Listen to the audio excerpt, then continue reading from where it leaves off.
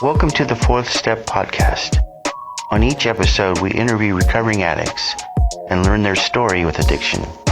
Through exploring personal journeys, we get a glimpse of the depths addicts fall to and their path in recovery. We hope you enjoy the episode. Welcome to the Fourth Step Podcast. My name is Kevin, and I am an addict. Hello, Kevin. Hi, Kevin. Hi, and with us is our lovely co-host, Josh, addict. Hi, Josh. Hello. And today we are interviewing our friend, Larry, I'm an addict. Hi, Larry. Larry, thanks for coming out. You're welcome. Very cool, Larry. Before we get started here, I want to do a shout out to our friend in Santa Rosa that monetarily contributes to the podcast and helps us pay for the episodes. Yes, thank you very much. Yep. And also a shout out to a new friend and listener, Peter, in Australia. Looks like Adelaide. Yeah. Out in Australia. And we also want to say a shout out to Tony, that is a new friend from Ireland. And so we appreciate you guys listening. So Larry, tell us about... It's pretty cool there's listeners in other countries. Yeah, it's awesome. crazy now. Yeah. I just thought we were like local. Yeah. Yeah.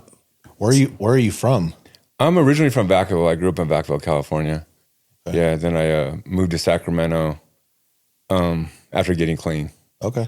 That's cool. So tell us your clean date and how many years? My clean date is May 10th, 2012, and I just celebrated 13 years.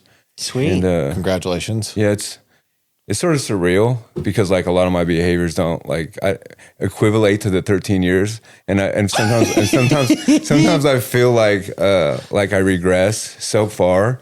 Yeah. And it's annoying sometimes to like try to just be okay with like making these emotional mistakes that cause me pain. Yeah. It's a little bit of a sidebar early on, but I'm curious if you can maybe give me an example of some of the regression that bothers you. These days, it's I have to do with women, and Okay. I'm single. I have no kids, so there's a lot of expectations that I put on like relationships, and emotional connection and validation is what I'm finding out through like the 4-step working it right now, and how it's a precursor to even like getting a kiss, a touch, any kind of date, excitement around that, and then I get this anxiety attachment to the girl.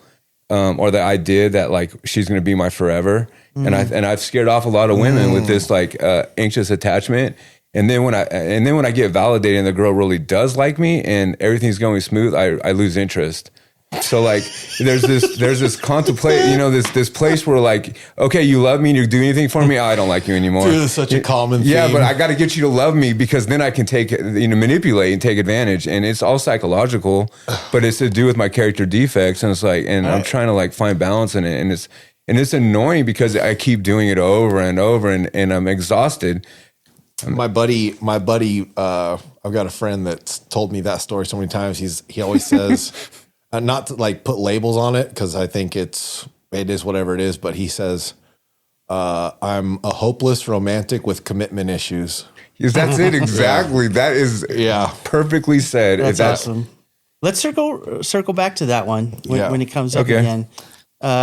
So you grew up in Vacaville, but you live in Sacramento now. Yeah, my parents also went to Vaca High, so like growing up through school, I had teachers that had my parents also. Oh, like wow. I had band. I remember going to band.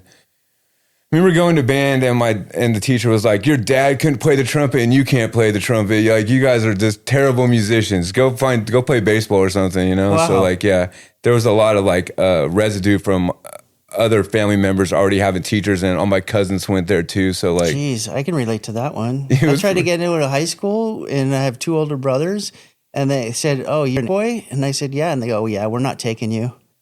We had enough of you guys." That's how it was for my siblings too. I was the oldest and I was a troublemaker. They were like, "You have no idea how much your dumb decisions affected my school." Yeah, right. Yeah, That's funny. All right, so your childhood. Let's dig into that.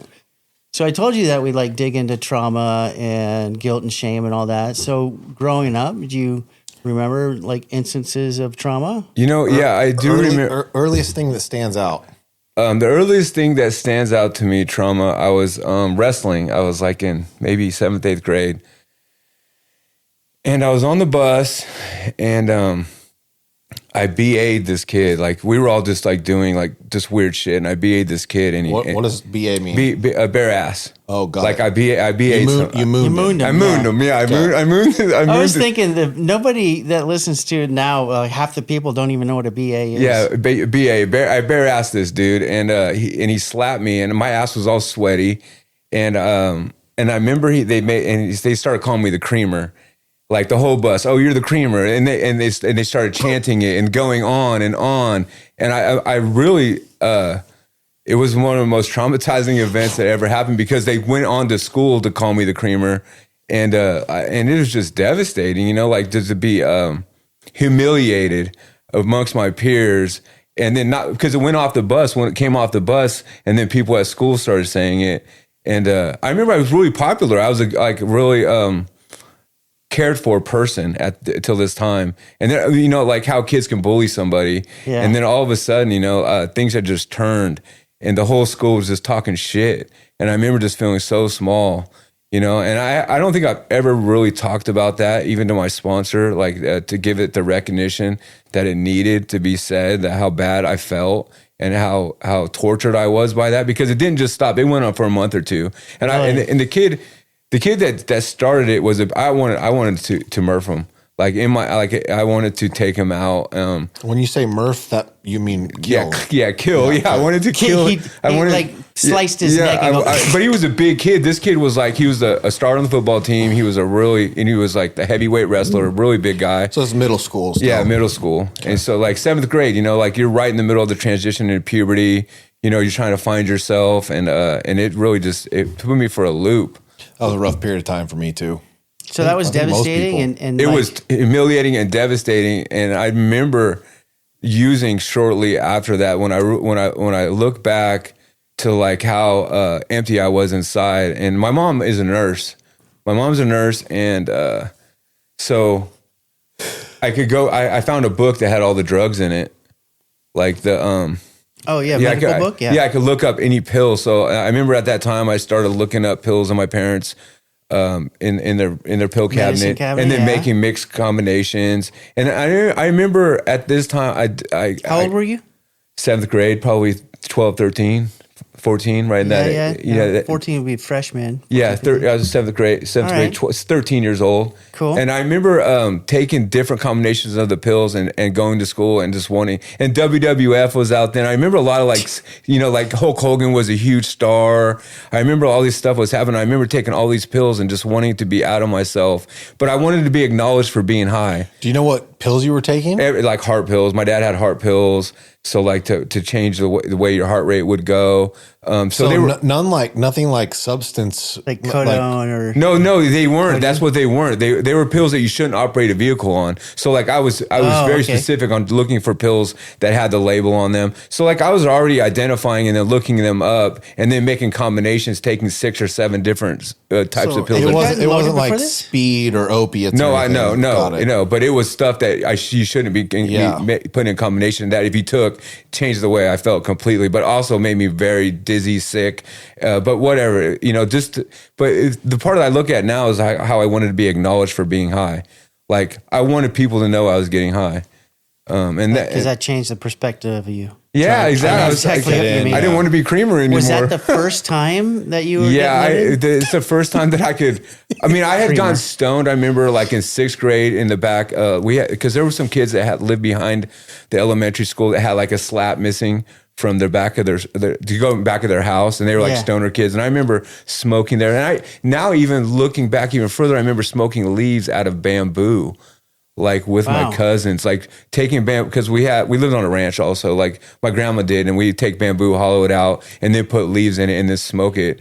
And then just trying to emulate getting high. I did the same shit. Yeah, not like we were getting high, but just emulating some kind of adult like activity when I look back now. And then, you know, even Copenhagen, I tried Copenhagen. I puked so, I was about 6th or 7th grade. I took a dip of Copenhagen and I eaten pizza and I just threw, and all my friends I must have swallowed just a couple little dibs of it and I puked my ass off. I got dizzy and was like, oh hell, no, that didn't work for me either. Wow. All right. But yeah, just like going back to this time in my life, there was a lot of trauma that was happening. And I wasn't able to identify what was going on, but I know that like I was searching for something to help me cope and to make you see me as a cool person. Right. So besides the pills and everything, and then smoking, was there other trauma that triggered you too? Well, my dad. Were they abusive? Yeah, when I look back on and we were talking about this the other day about eating at the dinner table because I was in the back of a car and my friend's like, you smack like that. Your dad should have smacked shit. I was like, my dad did smack the shit out of me. Like I remember like sitting. You mean like the way you eat? Yes, smacking? yes. Yeah. But he also, my dad would be physically abused. Like he would do something just really quickly on the lash when you were eating. If you took your bread and you put your hand on, you weren't allowed to eat with your bread over the plate. Like wow. that was a big thing. Or put your elbows on the table. Yeah, we couldn't do that. Yeah, like, like you can only have one hand on the table at a time. Like you could eat with this hand, but militant. Yeah, you couldn't eat with this fork and hold your bread over. Like that was a big thing. If you take a bite of your bread, you put your bread down. And and they were so like just on me about like I was getting ridiculed on all fronts. And then my grades were really poor at the time too. So like I couldn't I've always struggled in school, like my reading out loud. And you know what's funny? Same. When I got to the program, I had to read out loud in front of people. I still get really nervous and anxiety when I have to like read in front of people. It puts pressure on me, and I get anxiety super bad. I can read well. I don't remember what I read, but I can read well. Yeah. And just like the readings, I've read them so many times, I remember them. They were so alike. Like I could read the entire basic text and then forget what I just read like the next day. But so you're like that whole thing. It sounds like your dad was a triggering. He was, yeah. And I just want to be validated by him so bad because I was good at baseball.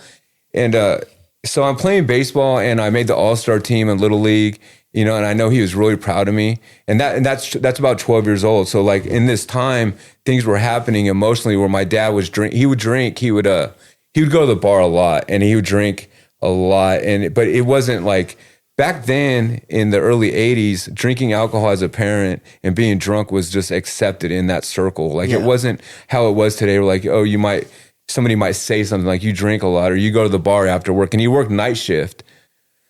So with a parent that works night shift and a parent that works day shift, if you weren't quiet during the day, me and my sister, I have a younger sister, 3 years younger, and if we were loud during the day and woke him up, oh, well, hell would break loose, and he would come home and already sort of intoxicated after, and then drink a few beers in the morning and then go to sleep.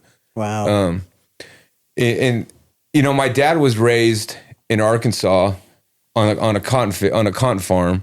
In a single room house, and his dad was super violent and alcoholic.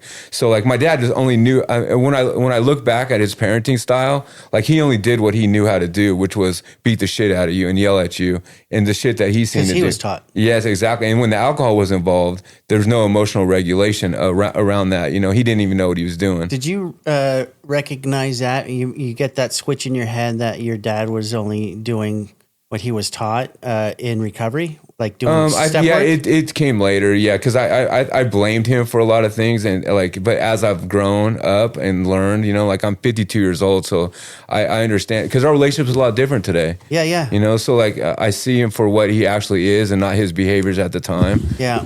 So you have a working relationship with him today? Oh yeah, it's super important to me to spend time with him, and That's cool. And we started a business together. Like we started doing books together. He's very supportive of my life. That's great. Yeah, what is it that you do for work? I sell books. I'm a book dealer on Amazon and eBay. I'm a professional book dealer. I'm not a professional book reader, but I am a professional book dealer. So like, I just have learned over the time. That's one thing cool about being an addict is I think that we have a special power when we're like focused and dedicated and hypersensitive and just like go for something. We can achieve anything. I agree. Like I believe. Because we'll push everything to the side to get what we want. And dude, we're familiar with causing wreckage to get what we want. Yeah. That doesn't matter. I'll deal with that later. Yeah, and that's what I was. I was working. I got shit to do. Yeah, and I became a professional at something because didn't somebody else recently something about books too? They bought and sold books. Didn't we have somebody on recently that did something with books? No, I don't remember that. I don't remember much. It's not a common job when I tell people too that I sell high end books. You know, I'll buy a book for $2 and sell and make $6 if I can. I don't care. Like, you know, but if I can make, you know, hundreds or thousands, like that's even better. Yeah, exactly. So you obviously read a lot of books to know where the value. I don't read any books. I read data and information. Oh, okay. I'm an analytical professor when it comes to books because I have programs that show me when they were sold in the past, how much they sold for. This is what I tell people. I've sold a book for $400 that's worth $20 right now. I've seen books that I bought for $50 right now that are going to go up to $300 at Christmas time. Books are like the stock market, and if you get a book at the right time and find people that are, because I buy books off the internet also. So like a lot of people undervalue their books, and I jump right in. You know, I have dedicated to trying to find. I don't even put much time into that. Like, you know, people are going to listen to this and go, "Shit, Larry, I'm going to get into selling books." It's still to bring yourself to find time to do anything and to get educated on how to do it is not, because a lot of people waste a lot of money trying to start businesses that they don't understand. You know, there's a lot of guys on YouTube that'll say, "You make $10,000 a month." No, you're going to do this for 2 or 3 years and you're going to struggle, and you may or may not figure it out, and you may just give up, because most people in new businesses, that's what they do. They get a great idea and they go charging, and then 2 years down the road, they're like, "I'm $20,000 in the hole and I don't want to go any further." All right, let's get back to recovery. This But I was curious about your job too. So childhood. Trauma with your dad. Was your mom? My mom was like really submissive. When she was a saint. When I look, she didn't drink. She's the daughter of a farm couple. Also, my grandpa ran swathers, cut hay. My family, Western Ranch supply in Vacaville. Like we were ranchers there, you know. And she was the youngest girl out of 7 brothers. Wow. So and she's a really strong personality. She's an RN nurse, you know. My dad went to the Navy. When I look back at it now, that's where I was born. I was born in Coronado, California. Oh, really? Yeah, because my dad was in the Navy. But my mom was really submissive at the time. And when I look back on like when I really started using and they were trying to get me not to use, so I was like 16 years old and my dad quit drinking. Oh, wow. So he knew he had a problem and he had identified it, and he made a deal with me. He said, "Look, if you quit smoking weed, I'll quit drinking." And you know, the addict I am, I'm like, "Yeah, shit, sure." Knowing goddamn good and well I wasn't going to stop smoking weed, but it sounded good. Find out. Yeah, it got him off my back, you know, because that's my main get down is at that time was to do anything to get you off my back. I would say yes to whatever, as long as I was going to get out of trouble and I can manipulate that situation. And my dad actually quit drinking, though. He's been sober for like over 40 years. That's great. Yeah. So, but during that time, he didn't do a program. He didn't do anything.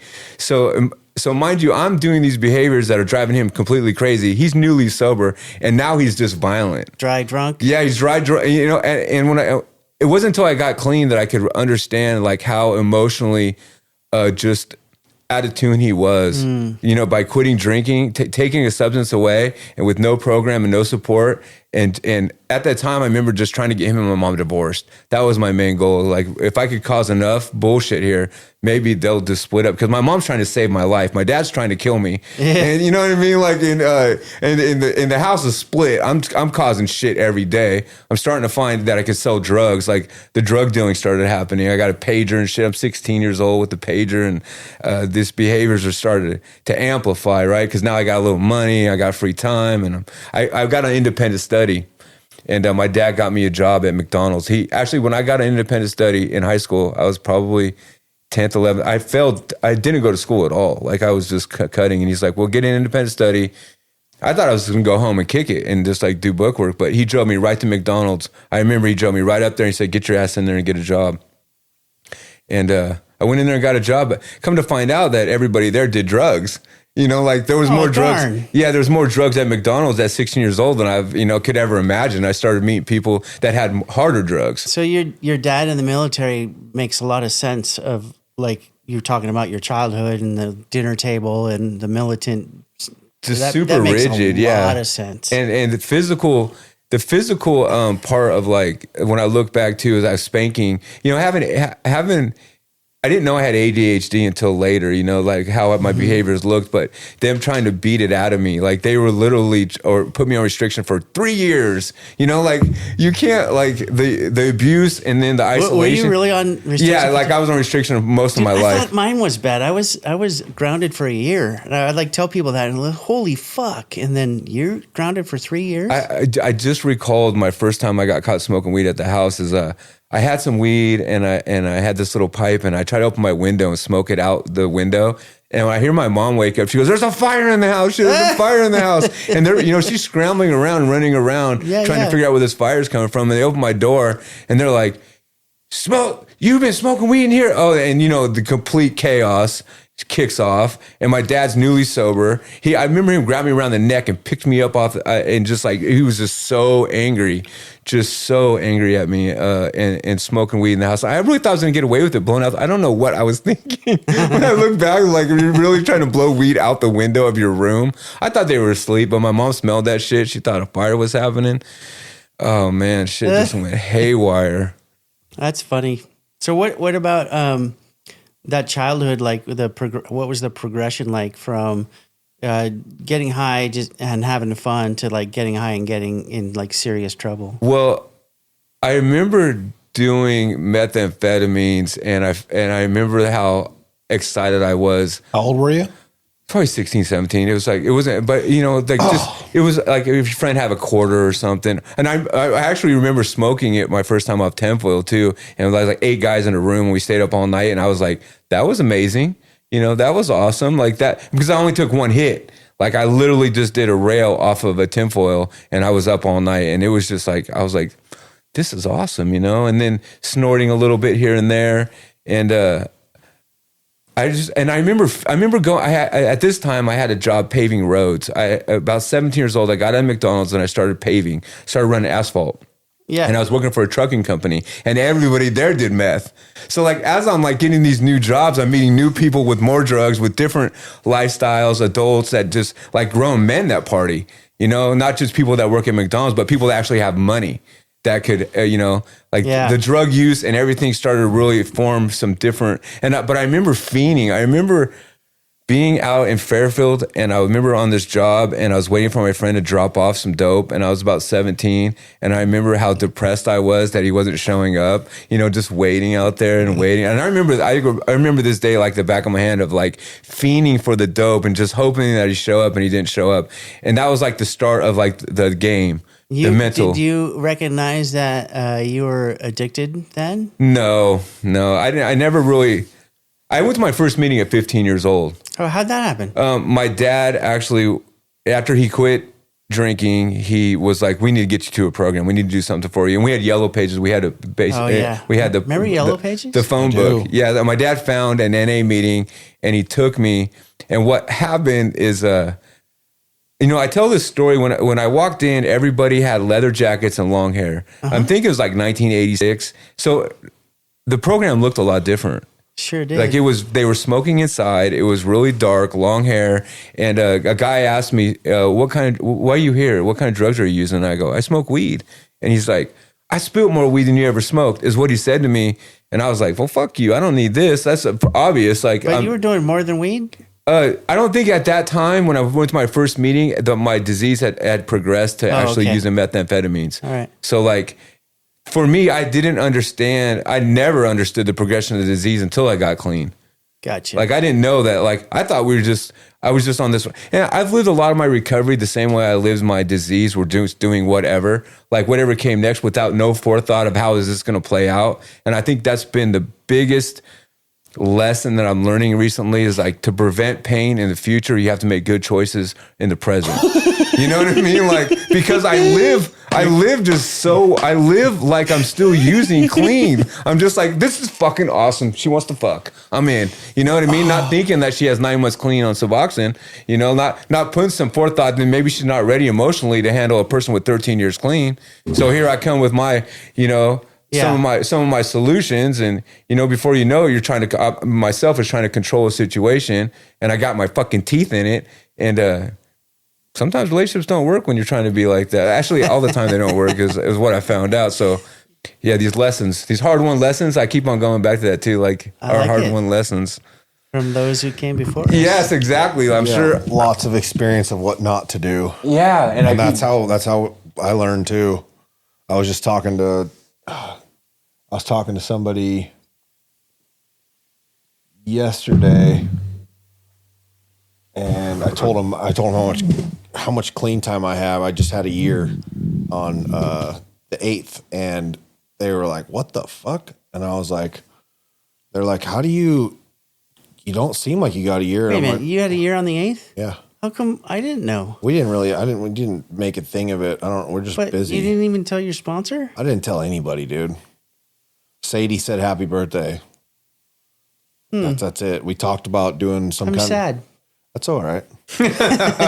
Call your sponsor. Yeah. That's all right. Yeah. That's okay, Kevin. I don't give a shit. I give a shit, but we just didn't tell anybody. All right. But I just wanted to celebrate you. yeah, I know. I appreciate it. Yeah. I think we just been overwhelmed and didn't want to do anything. I get it. Yeah. But I have a lot of experience of what not to do. That's what I was saying. Somebody was asking me, it seems like it seems like you have more than a year clean. I said, well, I have a lot of experience of what not to do. You seem a lot different than you do even at the retreat. Because remember at the retreat, I remember listening to you and I was like, what the fuck is he talking about? You know what I mean? Do you remember like last year around this same time? I don't remember, honestly, no. Yeah, you were out there. I was just like, I hope he makes it, man. Like, because when I seen you come in, when you came in, I was like, this Josh, holy shit. And like, and you seem a lot happier. And I could tell, like the things that you were saying, you were just not in the. Yeah, so if it was a year ago, I had a month. Yeah, exactly. And I really didn't want to be around. Like, yeah, I was fighting to stay in meetings. Like, I remember. Yeah, for sure. Yeah, I'm glad that passed. Yeah, me too. That was fucking rough. Yeah, rough time. Yeah. I was listening closely to the things that you said and some of the things that were like, because I listened to people that were going, that relapse and are going through the thing and like the justification and all the rationalizing and you not really want to take responsibility of what was happening. And I know that you're in a relationship and all this stuff. And you came up to our campsite. We were at Ross's campsite and you were saying these things. And I was looking at you like, is he gonna like fuck, bro? And then we rode together to go jump in the water too. Do you remember in the back of the truck? Dude, I don't remember anything. You don't remember none of it? No, I don't remember much. Yeah, we were just at breakfast this morning for a sponsorship meeting, and we went to a celebration of life, and my best friend was at the table with us, and he said something from the thing. I was like, "You were there?" Yeah, and he was like, "You were too." I was like, "I was." Like I couldn't. It's just I lose shit, dude. I've had head trauma. I had a head trauma a couple of years ago, and it's never been the same since. I just lose shit, dude. I fucking don't remember anything. It happens, man. Wait till you get older. Yeah, we definitely lose what we don't use. Yeah, for sure. Yeah, right. Yeah.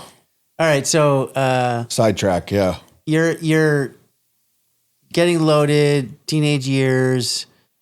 Did you? So you didn't finish school? No, I actually went to adult school. So what happened with the drug dealing is like a crucial thing for me because so every year around my birthday I'd get $100, and so I'm working for this trucking company, and I got connections out in Fairfield to get brown weed, and brown weed was a big thing back then. Jeez, so like brown weed was really cheap, and adults would pay a higher price. So like being young, having connections. And I remember making my first $100. So, 1987, 88, you make $100. It's a lot of money back then for a kid, and I basically went and got a quarter pound, took over somebody else's house and for $250, got it for sold for $350 and got my $100, gave the money back. So wasn't worth any money. And then I started to get the idea that like, hey, the more people I could do this with, this is an opportunity, and that's who I am. I take advantage of, just like with the books, is like my book game is definitely relevant to like me selling, sales, discipline. Buy low, sell high. And I made the first $100. I got a pager. Before you know it, like I'm smoking weed every day. I got money. We're going to pizza. We're playing video games. I'm doing all the kid things. I'm buying new tracksuits, and I'm pretending like I tell people all the time too. Is like rap music was so influential on me around that time because NWA was happening.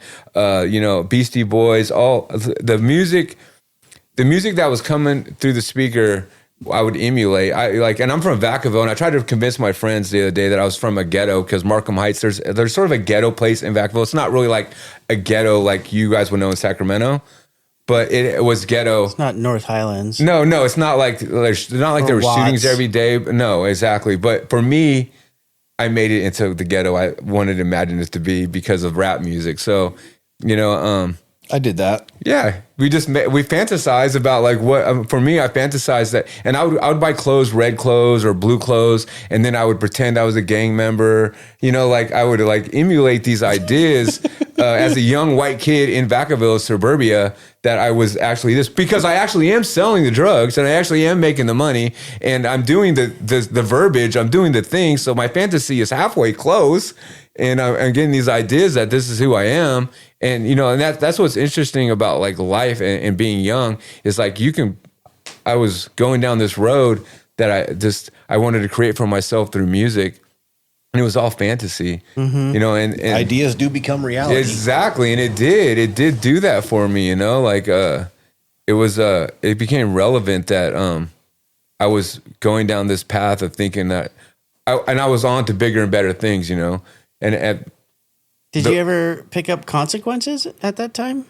I didn't actually because I seemed to know instantly like I didn't want to go to jail or prison. Like that was a big thing for me too, is watching people.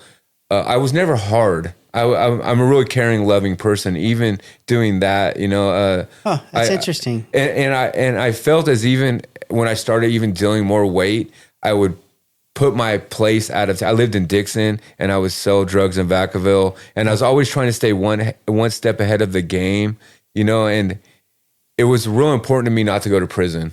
I was really terrified. Like I was terrified of getting caught. And I think that being white and being like, and sort of having my shit together, I could portray an image. I did get some consequences and I did have some really close calls throughout my drug use and selling. I remember when I was like 15, I bought an eighth of weed for $50. So in my head, I wanted to be a grower. Like that was my whole destiny, to grow weed in Mendocino or Humboldt. That's all I wanted to do, because then all of a sudden school became irrelevant and I knew that I could make a lot of money being a grower. So that's what I wanted to do. And at 27 years old, I finally ended up on the hill with my friends. We bought property and we made a master grow. And we almost killed each other at the end because money. Was that like Humboldt? I lived in Mendocino. I lived in Covelo, the Round Valley. It's an interesting story about this. Before Murder Mountain. Yes, it's before Murder Mountain, Spy Rock. It's before all that stuff. It's off to the right. Covelo cuts into the right hand side. There's the 162 pass. But I lived on Etzel Ridge. I lived on a ridge that I lived on like a 45-degree angle for like 2 years. But at the end of it all, the moral of the story at the end is even I grew up with these guys, selling drugs with them my whole life, and at the end of this weed thing, we wanted to kill each other, and we never talked again. And like there's a lot of things that happen in between here and there with guns, and I was really good with guns. I lived on a farm. I shot guns. These guys were city folk. They never know how to do shit. I'm glad nobody got hurt. Yeah. At the end of it all, I walked away. At the end of growing weed, I walked away with the same amount of money I would have made if I worked at McDonald's for a year. And when I put it on perspective of like risking my life and being around those guys and like everything I was really depressed when I came back from growing weed. That shit really hit me hard. You said you were 27 when you went out? Yeah, when I went to grow weed, yeah. And you just did one season? I did 2 seasons. The first season was a learning season to learn how to do gravitational feeding, like because I didn't understand how pumps and sub pumps and the water. Like I got on the side of this hill and I'm like, so like gravity does everything? And into my mind, and like seeing how like the sizing of the tubes and like how to actually like what pumps could actually submersibles. We had 2 5,000-gallon tanks, and I'm meeting neighbors. I'm a really loving, caring person, like I said. So I'm meeting neighbors, I'm making friends, but guns are everywhere. Like guns are all around. Like guns are prevalent of like not only defense but just stature. Like it's like the old West. So for me, it was like awesome. I got this gun on my side. You go in the neighbor's house, you put your gun on the table, you have a toddy, and you smoke some weed, and like I felt like I had made it. Like that was a great time for me. Gangster.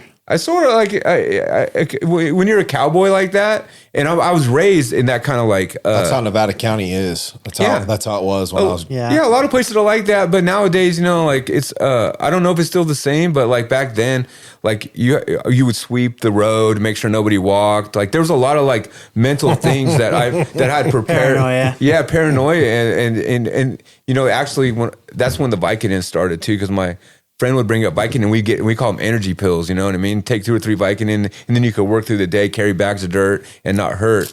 I had no idea that that's where the opiate thing was going to start kicking in for me of like Yikes. what that looked like. There's a lot of stuff. Is that the progression? Opiate? Yes. Oh yeah. How long did meth not really stick for you? No, meth. What made me so scared? It made me really paranoid. So when I was selling meth, like I would have meth around, but I knew I couldn't use it. So from early stages to 27 growing weed on the mountain, there you were in and out of meth. Yeah, I could take it or lose it, but alcohol was always a thing. Okay. Like being at the bar. So I'm taking all my money I'm making from selling dope, and I'm sitting at the bar all the time. Like it was literally, I could spend $300 to $500 a night at the bar and then puke all the next day and then go do it again. Because I'm back then, methamphetamines actually had kept a cool price. I could get $100 for a gram. I had really good meth. So like it made it really easy for me to make money and drink and then smoke weed. And I wouldn't do meth then because I didn't want to be paranoid because I'm scared. I don't want to go to prison.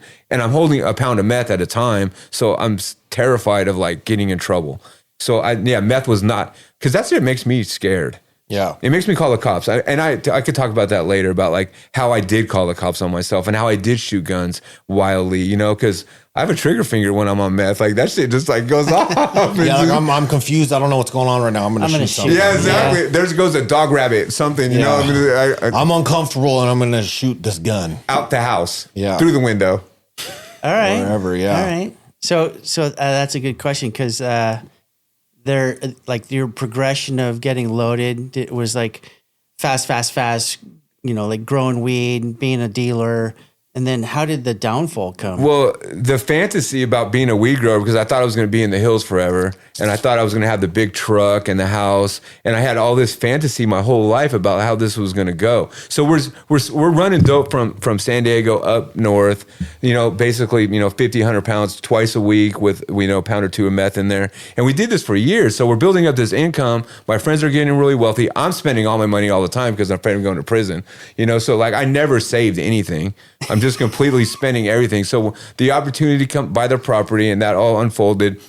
And I got up there but I didn't have any kids and I didn't have a wife and everybody else did. Everybody else had a life and I was just selling dope. So I could easily go be a grower and that's all I wanted to do. So I was an easy fit. And at the end we got flown. We got flown on September 29th. I think. What does that mean? Flown? The choppers come. What was that task force called? Camp. It was camp. But this is crazy how it happened. I was visiting a neighbor. How big of a grow were you doing? Probably 1,500 plants. Oh, big. that's chunky. Yeah, 7-8 footers. They were big. They were growing out of the manzanita. We weren't hiding shit. It was on property that you guys had purchased? Yeah, so we had like 40 acres up there. It's Etchell Ridge. If you can look, like when you drive into Covelo, you look straight across and there's the water comes out of the ground like at 5,000 gallons a night. So we have plenty of water that came out of a sloot box. It would just come off the hill. This beautiful water, so pure, so good. Yeah, we don't need it. Yeah, it's just, I just loved it there. 5,000 gallons a night, that's a lot of Yes, exactly. Water. And so I had this expectation that like I was going to be rich. And when it all was said and done, I'm at a neighbor's house drinking hot toddies. That's VOs and sevens and smoking weed. And the neighbor from my house, the next door neighbor came over and he said he had seen the police in his bottom grow. And I thought he was like, you could tell when a person's telling the truth. He's ghost white. And I was like, oh shit. So I called my friends and I'm like, hey, look, they're flying us tomorrow. And they were like, if they don't come tomorrow, we're going to kill you. Like if we're coming up there and they brought like 7-8 trucks, vans, and we chopped everything in one night and got most of it all out. So we're working all night long to cut all this shit down. Wow. And we got it out of there. And that's when we wanted to kill each other because now shit's chaotic. Nothing's planned. Everything's going at the fly of the pants. And I just wanted my money and get the fuck on. They wanted me to go back up there, and I was like, I'm not like doing that again. Did the cops show? Yeah, they flew. They came and chopped, but all our plants were gone. So we're just sitting on sticks. But they flew the next door neighbors, and they were flying all around. Like they didn't get all their weed out. We got all our weed out, but it was early. It was September 29th. The shit wasn't done. So like, and now the people that have put up all the money, my close friends I grew up with, are panicking because like they wanted to recoup. They wanted to recoup their money, and I wanted to get paid for my work, and everybody's fucking edgy. I loaded I was going to do something. This is a crazy story because I loaded this Ruger and I was going to do something, and I put it behind the paint cans because they took all the weed back down to Vacaville in this barn, and I loaded this gun, and I was so tired of being manipulated and controlled and just talked to poorly.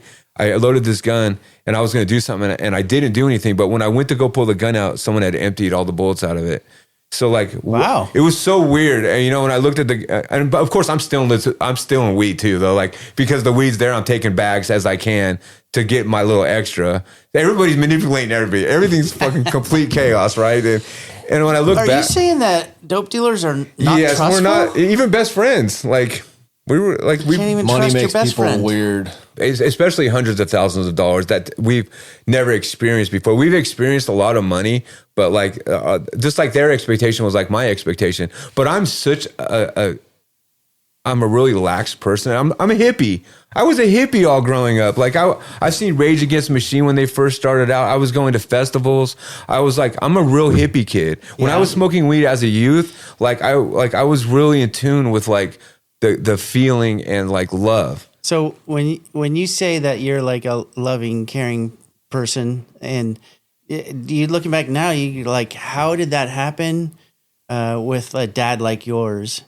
Is it something like, I'm never going to grow up to be like this, or was it just natural for you? I think it was my mom. Like, she instilled so much love, and my dad's mom was also really caring and loving. And you know, something just hit me too, because me being caring and loving and like really caring about people, when I was selling methamphetamines, I remember going to this guy's house, and like, he's all pocked out, right? Just totally beat to shit. And me and him were sort of close. We would hang out, throw darts in his garage and stuff. And I remember seeing his kid come out with dirty diapers, and his house was thrashed.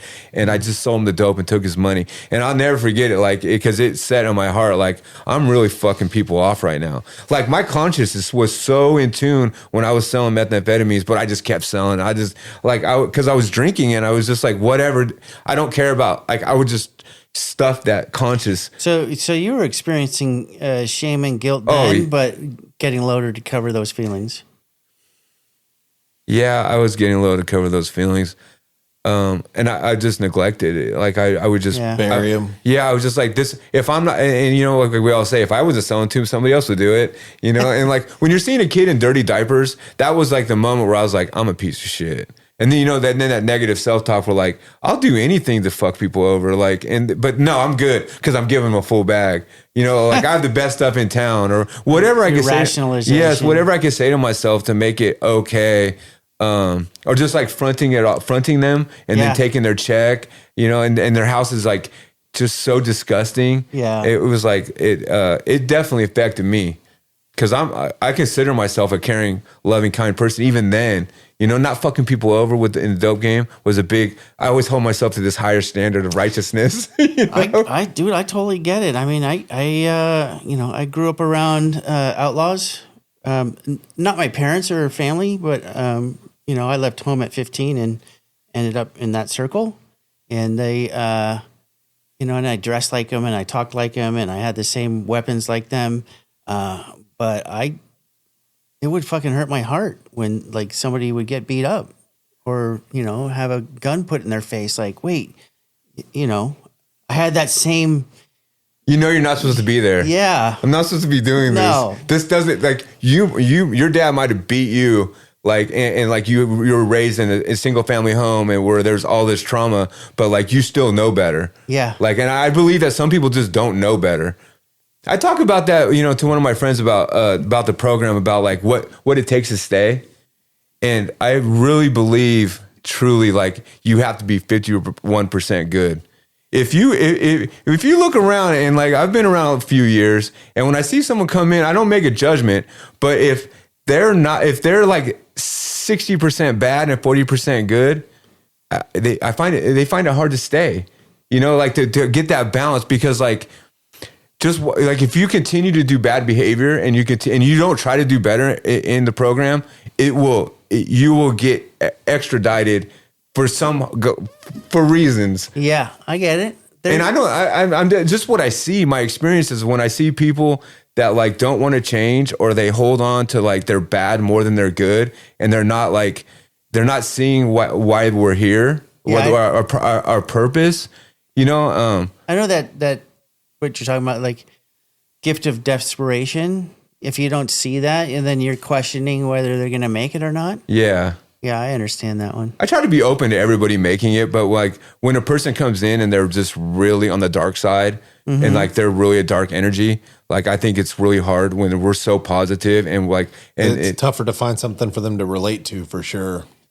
Yeah, I'm a really negative person, guys. Like, there's a lot of stuff that goes on in my head. You got such a great heart, but you're a really negative person. Yeah, in my head, like I talk shit like constantly. Like to like if people say something, and I'll just get like for instance, when I first got clean, I had like maybe 6 months, and I'm sitting outside with a guy that has 12, 13 years clean, and like randomly, I want to hit you in the face with a hammer, like. You know, like I just wanted to claw his face off with a hammer, and I'm like, tell him that? No, hell no, no, I don't tell anybody my random thoughts. Yeah, I'm like these intrusive thoughts, and I have them today that are so, like, dude. I went to. I used to blow up cars in my head. Really? Like, yeah, I was driving in downtown Sacramento one time, and there's an area that there's a lot of one ways and little roundabouts. And I got turned around, and I was going the wrong way, and there was people in front of me, people behind me, and they were honking, and I was in traffic all day, and all of a sudden I just started hysterically laughing, and cars just started blowing up in my head. I like snapped. And then from that moment on, for months, I would just play fucking traffic Minesweeper. Were you clean? Yeah. I was just playing Minesweeper in my head. Last week, Larry. Yeah. Yeah, this was very early on in my process, and it would make me smile. I'd be driving through traffic and be pissed off that I'm in traffic, and just start blowing up cars in my head. I don't feel so alone now, man. Yeah, and now I flip them over like Hulk. I'll just fucking rage out and just flip cars, tossing cars with people in them. Yeah, oh yeah, of course. Yeah. Oh yeah, yeah, yep. I think briefly about. Like, is it okay that I'm thinking that there's like innocent people in the cars, and then I do the same thing you were talking about, just like, oh, I'll just put that off to the side. That's when stop thinking like this. Yeah, because I can run with it. Yeah. Well, no, I'll put the fact that there's somebody in the car. Like, it's not okay. I shouldn't be thinking that thought, but I'm like, I'm going to keep throwing cars, and I'll push it off to the side. Well, that's what Steve taught me years ago. My old sponsor was like, he has that clear vision of what a character defect is and what a shortcoming is. And so, like, I would go to him and say, you know, I keep thinking these things, just like we're talking about. Yeah. And he goes, well, did you act on it? I go, no, it's wrong. And he goes, okay, well, keep it in your head. Yeah. And then this is the work that you should do if you want to lessen that thought process, you know, prayer and meditation and all the stuff that we do in meetings. But don't beat yourself up for having thoughts, right? Because eventually, keep working the steps. Those thoughts are going to lessen. I think we all have.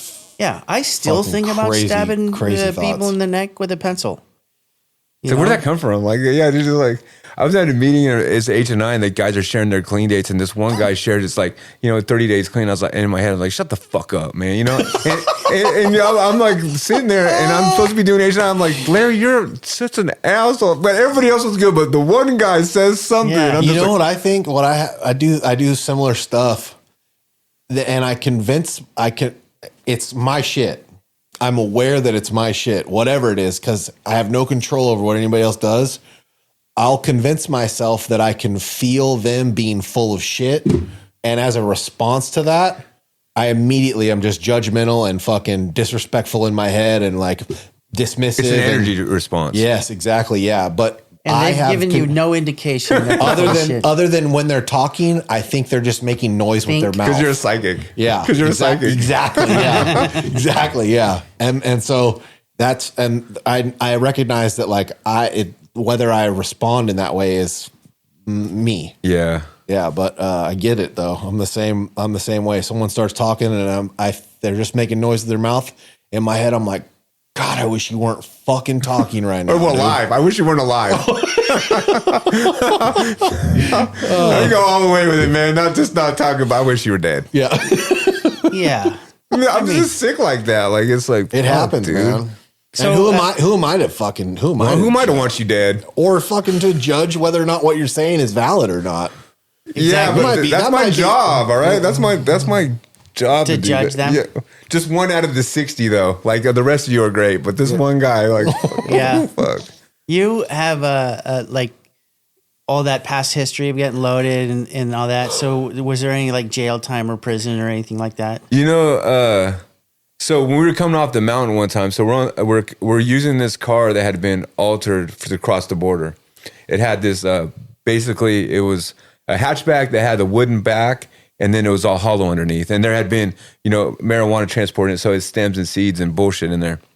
And we're coming off the hill, and we get pulled over. We're coming through like Willits. It's on the 101. Yeah, we're coming through Willits, and it's Christmas time. And I had gotten a couple ounces from the neighbors, and I'm coming back to celebrate, and we're growing, shit's going good. I got some indoor going, and this is gonna be awesome. I got my close to fatigue still on, my bass boots, I'm styled out, fucking gonna head to the bar in Vacaville, and we see like these lights. I remember like it's Christmas time, and all these lights, you know, they're doing a checkpoint. And we pull over at AM PM right when you get to town, and there's some locals there, and we're like, is there any way around this fucking thing, you know? We have a little pistol in the car, and we know the car's converted, so like we're not trying to get pulled over. And the guy's like, cut through the railroad yard and come around, and you'll come out on the main street, and you'll come out beyond them. Motherfuckers set us up. We pulled up in the railroad yard, come out, and the cops are waiting right there for us. Wow. They pull us over.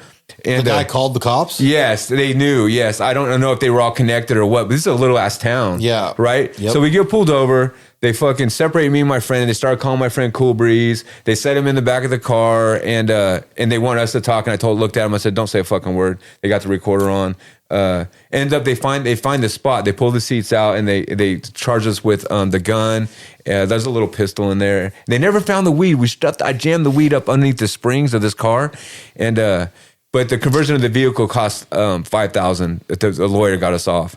But the moral of the story, the town is such a fucking racket. Like they pull you over, they catch you with something. The lawyers pay cash. Like everybody there has money. You pay some money and you fucking get cut. You know, and that's when I learned first thing about like cash on lawyers. Like this really is a fucking scammy ass place because back then, it's 1997. Yeah, I get it. You know, and that's when the Proposition 215 had just started.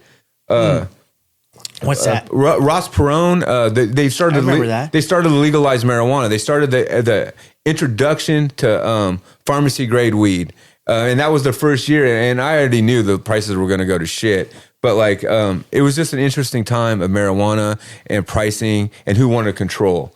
It was still good for a few more years. Oh yeah, it lasted okay, but then the power prices and the stealing of power and all that's just I didn't really understand how everything was going to like pan out. If I would have known back then what I know now, I would have got on taxes and got the fucking club and people are getting rich doing that shit, but I missed my boat. All I ever wanted to do was just grow weed and just be at peace. But I literally I was just talking to people yesterday, my dad and fiance and somebody else too about, we had a friend over for dinner and he used to be a grower, and we were talking about how much opportunity there was before legalization and how, because that's what I was in that was what I did too.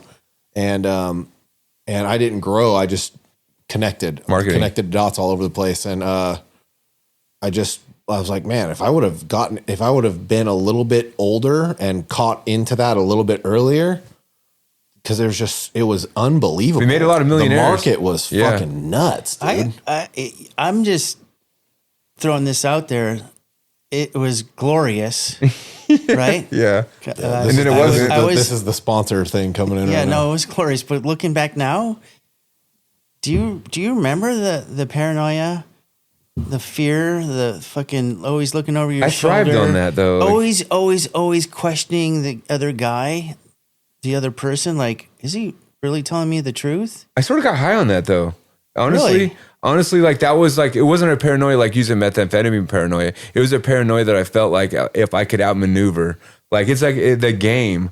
Yeah. The game, and even when I'd always get fucked, and they'd be like, "Don't hate the game, hate the player." You know what I mean? They'd say that shit to me. I was just like, "Man, fuck you, man. That's the worst shit." Like, and talking about getting in trouble. Also, there was a time when I bought a lot of chemicals. So buying chemicals, I don't. What chemicals, like ether or PTP? Red phosphorus, was a purple iodine, caffeine, glassware. So in Oakland, there's a place called Chemicals for Research. It's not around anymore, but there was a time with the ID you can buy red phosphorus and iodine and caffeine and anything else that. Tell Josh what that's for. Yeah, he doesn't have a clue. He doesn't have a clue. No, I'm just gonna fuck with you. And glassware. So like the cartels will get pay a certain amount, and but you would use your ID as a white kid. You're making good money, but this all came back around on me. Like I thought it was it was like 7 years later, 8 years later that they came. I was with a friend and he was taking Amtrak, and he had gotten in trouble with the scale. He had left the scale on the thing, and they got my license plate or something. And they went to I was living under the radar. I always lived under the radar. I never had an apartment in my name. I didn't even when Facebook came out, I didn't go on there. I was really just like scared all the time. It's like you're saying, the paranoia, like not wanting to be up front or where I was living. And I told my mom I had a job. And I don't know if you guys know about Sacramento Scorpions. The Scorpions, they're like a undercover fucking cop ring for drugs in Sacramento. So like Vice? They're early 2000s. And they went to my parents' house. And they're like, "We're looking for your son. We need to get a hold of him. He says he lives at this address." My mom's like, "No, he doesn't." My mom calls me, and I guess the cop said I wasn't working. My mom and I told my mom I was. Yeah. And so she's instantly like, "You're not working. You lied." And she said, "But that doesn't matter. There's a card for you to come get. There's a fucking card, Scorpions." I come down there. I get the card. I call the cop. He's like, "Meet me at Starbucks. I want to ask you a few questions." These are kind of cops you don't run from. Like I already just knew, like, don't fucking avoid these. Just go talk to him. Because I'm just using at that time, like I'm just, fucking. And so I go meet the guy, and he fucking. This is after the hill. This is after the hill, yeah. And he runs through this list of names. I don't know anybody, but he's like, "You did buy these chemicals on these days." So like they have, I used my ID, and he had all this reference to go. Like he's like, "You were buying chemicals." And I was like, obviously, like I'm gonna admit to buying the chemicals. It wasn't against the law, and but like this. That was my first, like, even at 7-10 years down the line, that shit can come back on you. Wow. And it wasn't, and at the same time in this apartment, I had gotten a front from these other cats in Sacramento. I had got like 100 pounds of brown weed. And this was my second home invasion robbery that I had been through. So earlier in my career, I had drugs at a friend's house, and these guys kicked in the door and stole all their, and these guys, I had a lot of hunter friends, like friends that like had collected guns. And these guys had kicked in their door and stole all my dope, me and my friend's dope, and took all their guns and tied them up and almost killed them. And this is 7 years future. I'm back from growing weed, and I get a front from these guys in Sacramento because I'm trying to get back in the game. And like I said, I lost all my connections when the weed thing went down. So I'm getting a front from people I really don't know. And wasn't like 3 or 4 days later, the same guys, I had somebody else kick in my door. And I had this pit bull at the time who fucking didn't let the guys through the door. And the guy, I remember, had a gun. He's like, "You want to die today, motherfucker?" And I was like, "Just get him back." My dog's named Magnum. The door's like thrashed, like it fucking flew apart when these guys kicked it. And my back door was jammed because we were fucking going in and out of it and fucked it up. I couldn't go out the back door. And it was fucked, right? I'm panicking inside. I got 3 dudes at my door. A fine-ass girl came and knocked on the door and wanted to come in. I said, "Get the fuck out of here." I could tell what was happening already. And they fucking took off because my dog wouldn't let him in. I went and grabbed the 100 pounds of weed, and I threw it over a back fence. I ended up getting the drugs back to the people and didn't have anything, crazy happen around it. But like, it showed me. They tried to set you up? Yeah, they tried to send me the dope, give me the dope, and steal it back from me, and then they would owe the money. Then I would have had to work for them forever. Yeah, and these things were escalating around me, but still, I'm not thinking maybe I had a drug problem. Like that definitely wasn't the fucking case. And you were on opiates at this point. No, I'm not even on opiates at this point. Like I'm still just like trying to find a hustle. coming back from growing weed. You know, it wasn't until later when my hustle was starting to dwindle at this time. And one of my friends had gotten in a car accident or hurt his back, and he started getting Oxycontin, and he started selling them. Early 2000s? Yes. And now I'm in an apartment in downtown Vacaville by myself, and I'm back to selling meth. I hooked up with another friend in Vacaville again. I'm starting to get some dope, and I'm starting to get my hustle back. And I got in a rear ender. I got in a car accident, and my friend was selling the oxys, and he's making a lot of money. And I just seen it as another opportunity. But I was buying Norcos and starting to, because it had escalated where I'm taking Norcos, like I'm taking 4 or 5 a day, 10 at a time, yellows, and I've got money. I'm living good, but the Norcos are starting to become a thing, and the Oxycontin.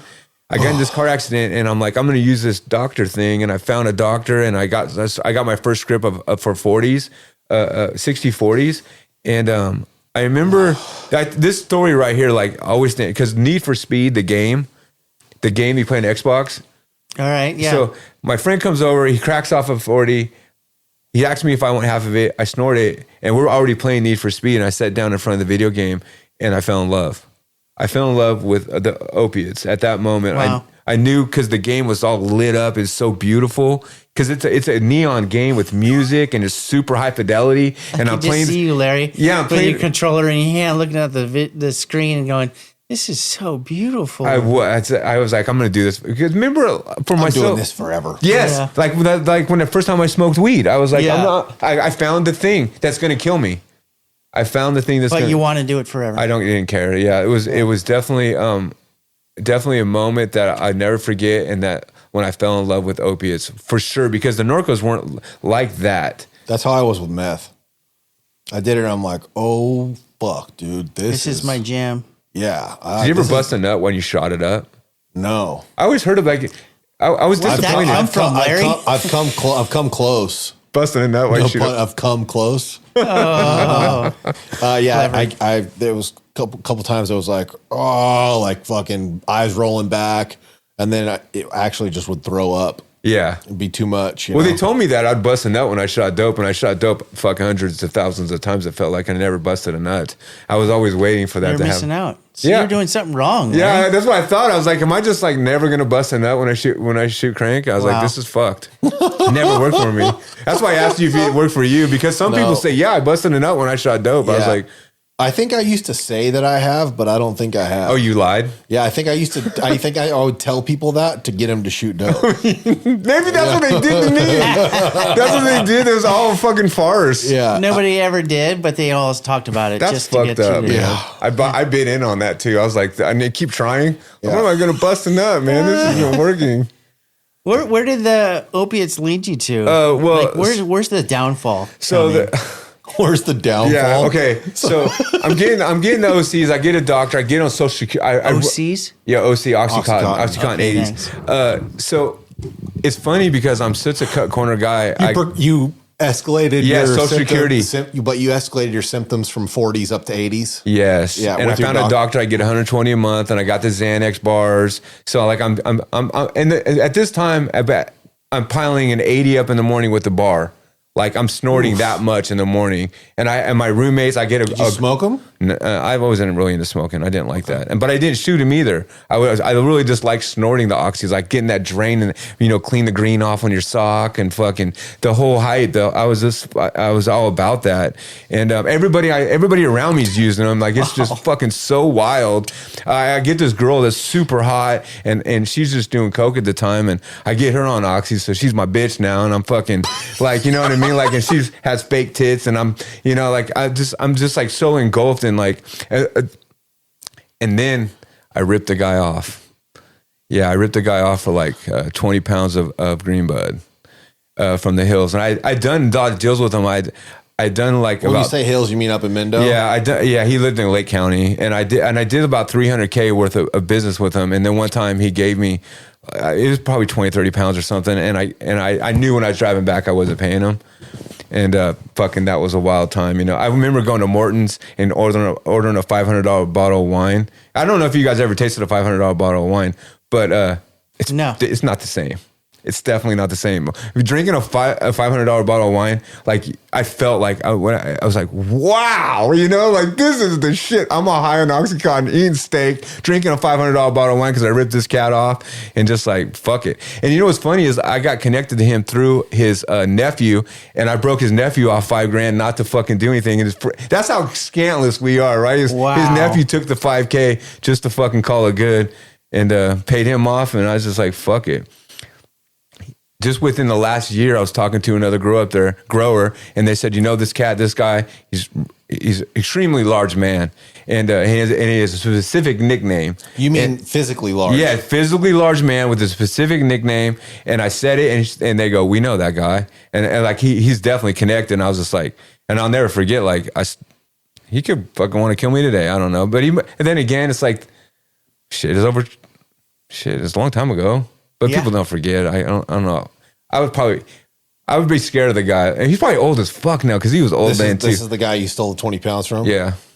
It's probably more than 20 pounds. I think it was, yeah.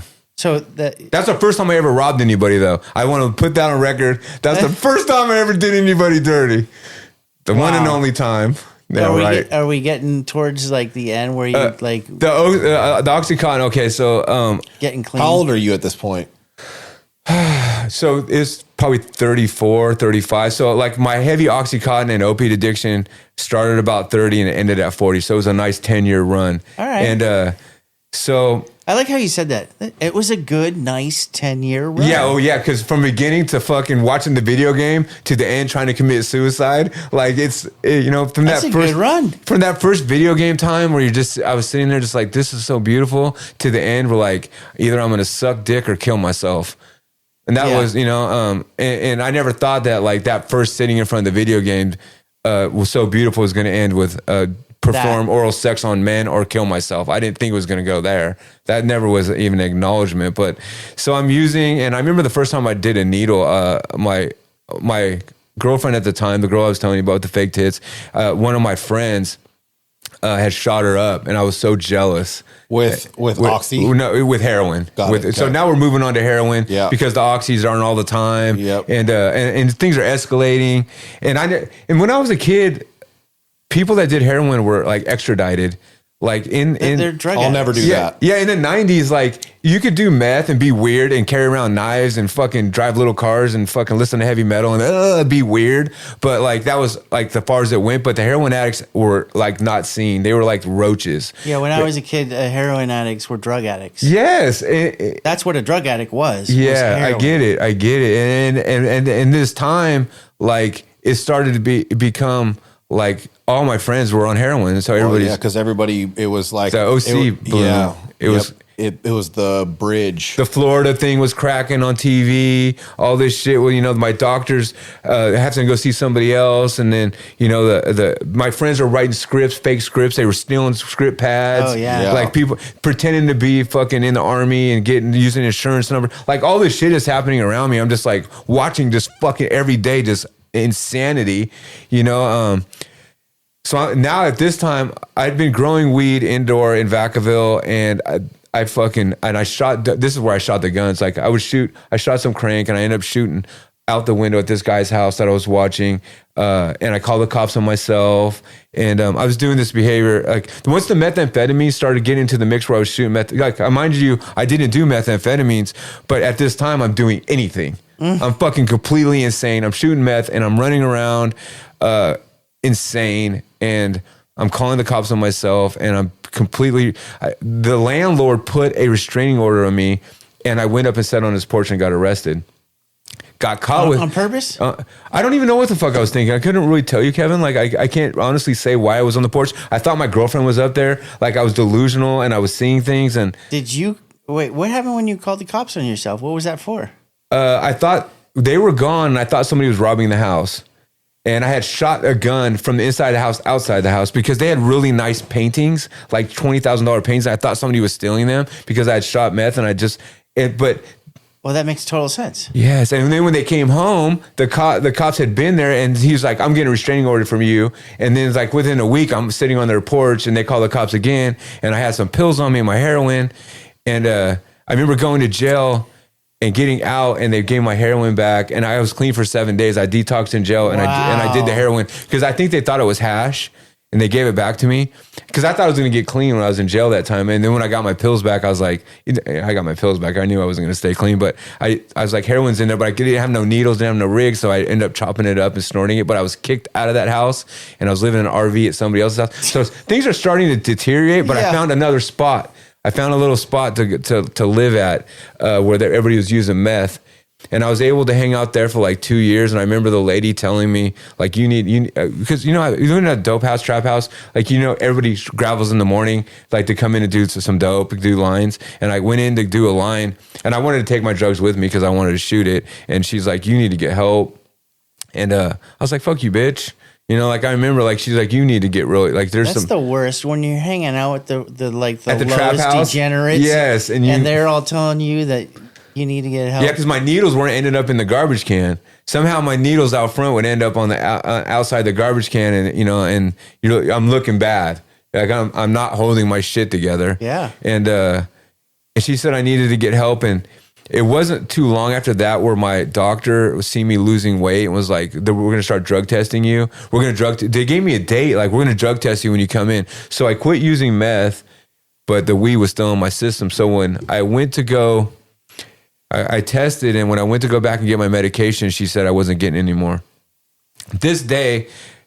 I say this day was May 10th, 2012, and I had sponsees were like, you can't have a same clean date as you try to overdose on. And I was like, shut the fuck up, because I don't even know what day. Like, it's literally like when you try to commit suicide, and you're under for a few psychosis. Yes, I can't remember exactly what happened. I said I claimed May 10th I'm not going to change. Like, you're telling me this 5 or 10 years down the road, I'm not going to change my clean date because I'm not going to go back and try to research it. So May 10th, 2012. The bottom line is, honestly, it doesn't fucking matter. It doesn't. For you days off or on. Yeah, because you're the one that's it's mine. In charge of your own clean time. So I go to the doctor, and she cuts me off, and I'm completely devastated. But knowing that, like, my hustle is dead, like the whole story all the way to this point, like every time I tried to like hold on to this idea that I was going to be okay, everything would fold apart. Come ups never worked. Yeah, again. my shit was done, and I knew that this was done too. And I walked to the corner store by my house where I'd been stealing dinosaur eggs and Monster Energy drinks because I lived on like junk, and I could always steal junk food from this store because I didn't really have money. After buying everything else I needed, I didn't have money to buy food. So I lived on candy and Monster Energy drinks. And he said, you need to get out of my store, you're a thief. And I asked him to show me videotape of me stealing because like I wanted proof of me stealing. I'd been stealing there the whole time, like I'm just fucking... indignant? Yeah, that and indignant, exactly. Like just such an asshole. Like, and then I go to the house I'm living at, and on the door they have a 3-day notice to get out. So within 1 hour, my life had spiraled to a place. Nowhere to stay, no more dinosaur eggs. And no dope. Yeah. And no dope, the main thing. Yeah. No dope for free. So I remember, she did give me some somas, and I had some Xanaxes. So I had like 60 somas and 30 Xanaxes. So I had some pills. And Less Than Zero. You guys remember the movie Less Than Zero with Rob Lowe? Yeah. Where he's doing dope in New Jersey? It's Rob Lowe and whoever the other actor is. Well, I watched the movie when I was a kid, and he lives underneath a New Jersey boardwalk, and he's sucking dick for dope, right? Yeah. And this movie I watched when I was a kid, and I have it in my head. Like, this is, like, I'm working towards this fucking place, and I'm terrified, right? Like, I'm just, like, terrified. And I remember sitting on the edge of my bed. I had, like, 2 mattresses on top of each other. My room was a complete fucking disaster because I had my dope and looked for it every day. My clothes are everywhere. And I'm like, I sit down on the edge of my bed, and I'm like, you're either going to suck dick for dope or you're going to fucking kill yourself. And when I look back, I never thought about getting clean. Like, getting clean wasn't even like a concept for me. Yeah. Because it would have been too hard, too difficult. It was something that was unattainable, or something that I couldn't think that I could reach at that moment. So I went with I knew I was going to suck dick, so I was going to die. And I had all the pills sitting right there. And I made a split-second decision. I just took them all. 60 somas, 30 Xanaxes. I was like, this is going to fucking do it for sure. I cannot go wrong. I'm going to die. That's a lot. That's what I'm thinking. But I made a call. I made a call before I took the pills to an ex-girlfriend, and I had aspirated. I'd started throwing up. Like I had started drowning. I'd been 30 minutes into death, and they got me to the hospital, and they fucking they pumped my stomach, and they put the tube down my throat. So you were literally about to die. Oh, I was close. I was definitely probably within 10 minutes. I figure, I figured I was that close to being incapacitated. That's heavy. To drowning or like having brain damage. Right. I woke up 3 days later with that respirator down my throat, the tracheal thing, and I met my disease. Jeez. I met my disease, and it was an alarming moment, and I couldn't believe it. And I talked to a lot of suicide survivors, people that actually like went to the other side. Yeah. I got to experience a blackout, like where they, and getting coming back, because some people like it's only a split second, they don't. I was gone for a while, and then came back. I was so disappointed in myself and so disappointed at God for bringing me back to this God for awful place. At that moment, I was really like, I hear you. I was like disappointed that like he didn't take me and accept me and put me back in the same situation. And I did sort of understand that like at that moment that if I was going to live here, I was gonna have to do something different. So so you kind of had a moment of clarity? I had a moment of clarity that I knew I was going to die if I didn't do something different.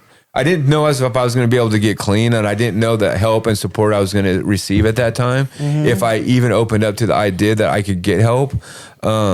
But there were some things that happened inside of the hospital that sort of like started showing me that people do care.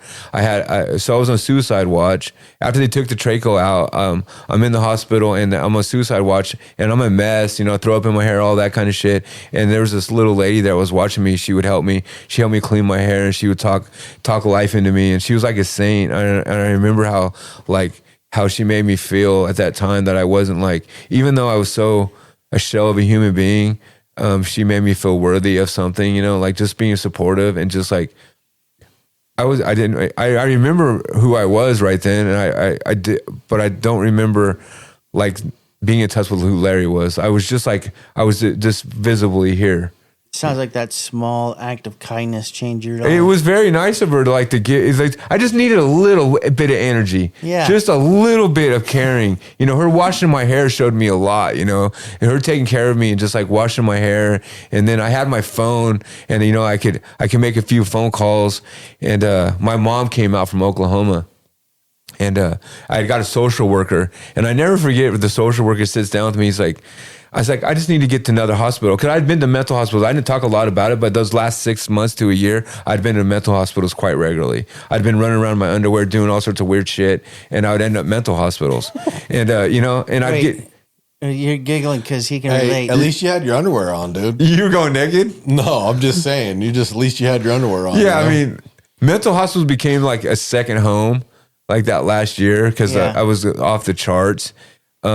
Of course, I left a lot of story out. There's a lot of things that happened over those years of running around that, like, it would take a long time to explain every like niche of a drug addict's life. Like every day was every day was some kind of adventure. Yeah, every day was a super fucking it was just one that that's like a lifestyle. Like I just packed it all into like a little short story. But I remember going. I 5150 myself. I had a social worker come and I remember he asked me, are you jonesing? Are you jonesing? I was like, I got so angry, because here I am wanting help. I'm gonna 5150 myself. And he's like, are you jonesing? I was like, dude, I'm not thinking about getting high right now. If I want to get high, I'd be the fuck out of here. I was like, I'm thinking about trying to save my life. Like I think about what I got to do next. And I need to be locked up. Like you need to lock me up. I need to be somewhere where I can't fucking harm myself. Nice. And he got me to a place in Stockton, and I went in there, and my mom was out from Oklahoma, and I stayed there. I 5250'd myself. I stayed a little extra longer, and I received information about Narcotics Anonymous. No kidding. Yeah, like somebody, like the doctor told me. In the psych ward? In the psych ward, had told me that like I had two choices what I could do. He said, you can go out and die or you can go to NA. I said, that's it? And he goes, yeah, that's all I got for you, bro. I was like, fuck. Just the fact that the institution realize that Narcotics Anonymous can make a difference in people's lives is amazing. Yeah, there's no other hope for you. It's basically what he told me. It's the last house on the block. Yeah, he said you're gonna fucking die or go to NA. You got like, and you know, at this moment, it hit me that NA. I was like, I was supposed to always be in NA. I left out like going to NA in my early 20s. Like I'd been meeting when I was 15. I stayed clean for like 3 months when I was early 20s.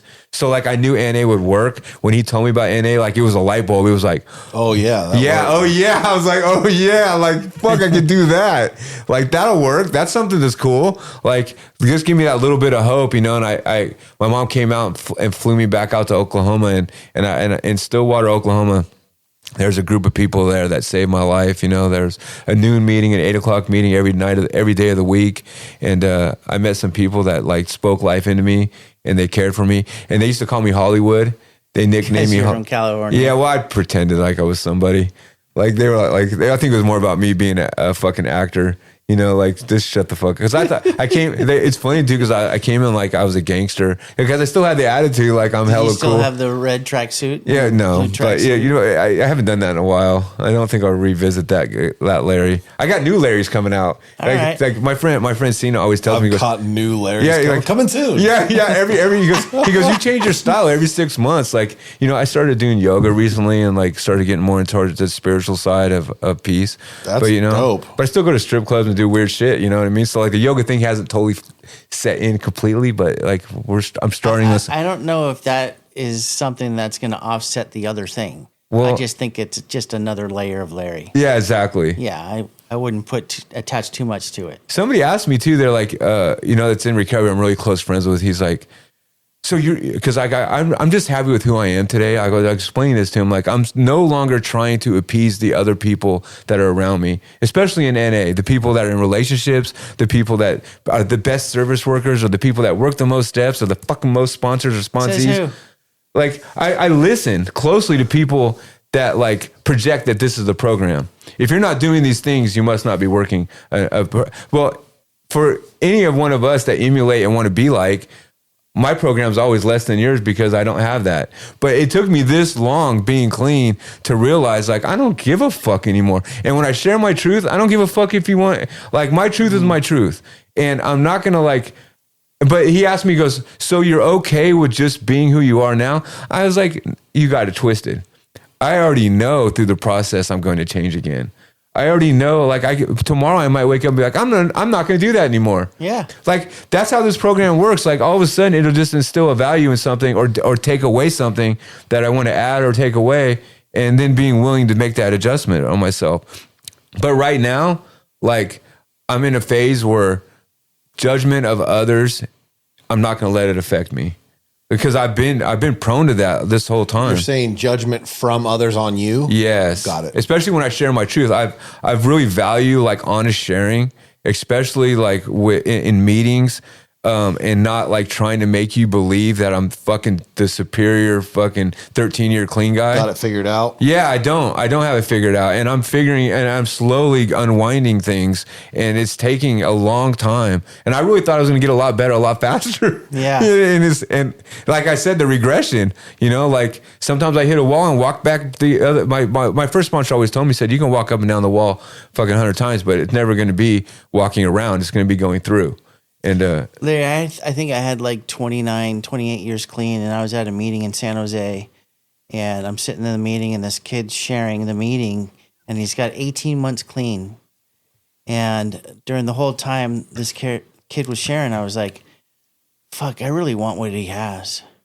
This dude is bad fucking ass. He's like talking about every like spiritual principle that he applies to the steps that he works every day. I mean, he was just on fire. And I'm thinking, man, I am not worthy. This kid is killer. So I like understood that the time that we have is irrelevant to the recovery that we have. Right? I just have like a lot of days saying no. Everybody's recovery it's going to look different. Yeah. I was just talking to somebody on the phone this morning on the way here, and they were asking me about some choices that they were going to make that I had some experience in. And some people frown upon it, you know? And I was telling them, I'm like, you know, it's suggestions that I've got and advice that I've got too. And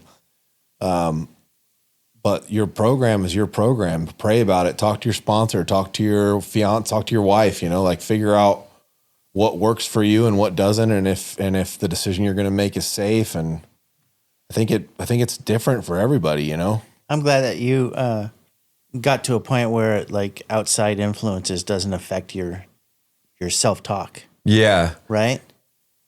One of the major things I've learned in this last year too was calling my sponsor. Like, it's interesting that you said that, because there's been a lot of times when I haven't called my sponsor, and then 2 months down the road, I'm like, fuck, bro, I'm in a mess. This isn't going. And he's like, well, if you would have called me prior to going and doing this, I really could have gave you some insight, and you could have made the same decision, but at least you would have had, because self-will, this is the conundrum, or the weirdest thing about like the recovery for me, is that like, I always believe self-will to be God's will, and they come to find out that they're not two separate things. Because just because it feels good, it's not God's will. Because I always think like, oh God, how do you separate the two? Well, if I can't talk to my sponsor about it, and if I do it impulsively, it's self-will. Okay. So if there's no hesitation or pause where I take time out to conversate with at least another member, if not my sponsor, to get like input or feedback on my situation, and I do it impulsively, it's definitely self-will. Is that the only indicator you have that you're in self-will or in God's will prior to acting out, or what could be acting out? Well, big decisions, like decisions but like I told you before, is like I lived a lot of my recovery just like with what I was using. Yeah, it's by the seat of my pants. Like fucking, am I going to drive this fucking pound of meth across town? I'm getting paid $5,000. Let's do it. Or like, am I going to go to the casino tonight? Yeah, for sure. Am I going to go to the strip club tonight? Yeah. Am I going to have sex with this girl that only has 9 months clean? Yeah, it sounds good. Every time. All my fucking ideas sound good, and usually they're not good ideas, and they usually cause me a lot of pain. They usually cause me a lot of pain down the road. But if I took the time out to at least consider calling my sponsor, especially with the sex and the women, I wouldn't have such emotional attachment, and I would have a better understanding of where this could go. Emotional attachment to the outcome, to the idea that like in the validation. Okay. And my emotions are really, like I told you, I'm a caring, loving, kind person. So this exposes me to a lot of like expectation. I hear what you say about like how you share yourself and what you look in other people is like, you're just looking for authenticity. Like people are exposing themselves to you, and that's exactly who they are. Yeah. There's no pretense. There's no hiding this. Or sometimes my wife asks her sponsees, when they get into a relationship, like, are you hiding you're crazy? Because we can do that in the first 3 months of the honeymoon stage. My intensity level in a relationship, once I get laid, is fucking 0 to 10. I'm a 10, like right off the top. You know what I mean? In anxiety attachment, you have sex and then you're moving them in. Oh, I'm fucking doing whatever it takes to keep that sex going. And even if it's not good, I was telling someone about the other day. I was like, if it's great sex, I'm on fucking 15. If it's good sex, I'm on 10. If it's not good sex, I'm on 9. There's no really like bad. There's really, you know what I mean? Like there's really the goal is just sex. Yeah, exactly.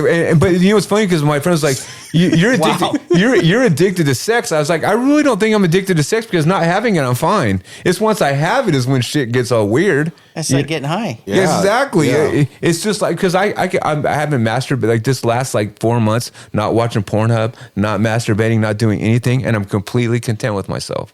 I'm perfectly fine.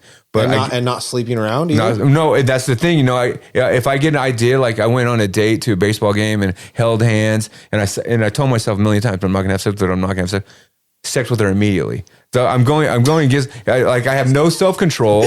Yeah, just like once I put it in, and now she's coming over 10 days in a row, and then one day she decides not to talk to me anymore, blocks me, no more talking. Now I'm in crazy mode.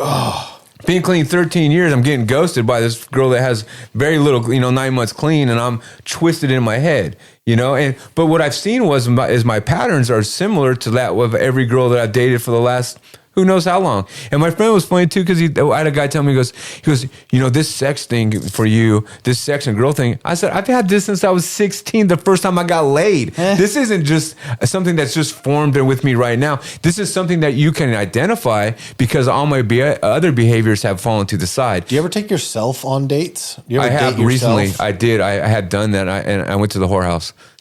Oh, wow. That's not a date. No, I mean, no. I went to San Diego and I laid on the beach and I got a new tattoo and I went to Tijuana. So if that fucking, I mean. Is that your form of self-care?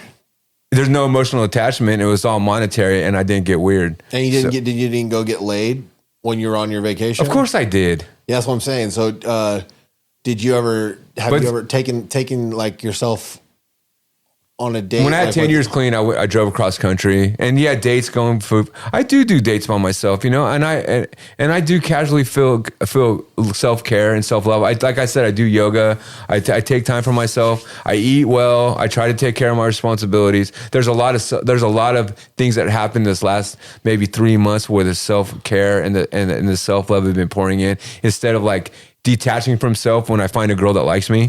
Because that's I call it my feet getting off the ground. So it like one of the points that Josh was like getting to, I believe, because we've done that work, is like when he's talking about like taking yourself out on date or like doing self-care stuff that helps change your perception of your self-worth or self-esteem.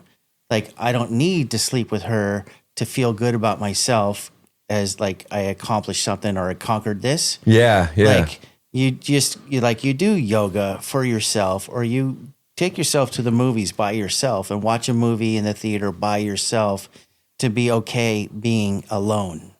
I'm cool. I'm cool with being alone and I'm cool with that. But I really liked what I found is the validation and a woman's touch. So that's the addiction? It really sets off of triggers. Yeah, it really sets off the chemicals in my brain. Yeah. You know, it makes me really. I went to Disneyland recently. I went on vacation. I went to San Diego. I hung out on the beach, on the boardwalk. got tattooed. I went to Tijuana, had fun, came back, did the beach some more, went to Disneyland, and then went to Universal Studios. I went with a friend, like a guy friend, but like.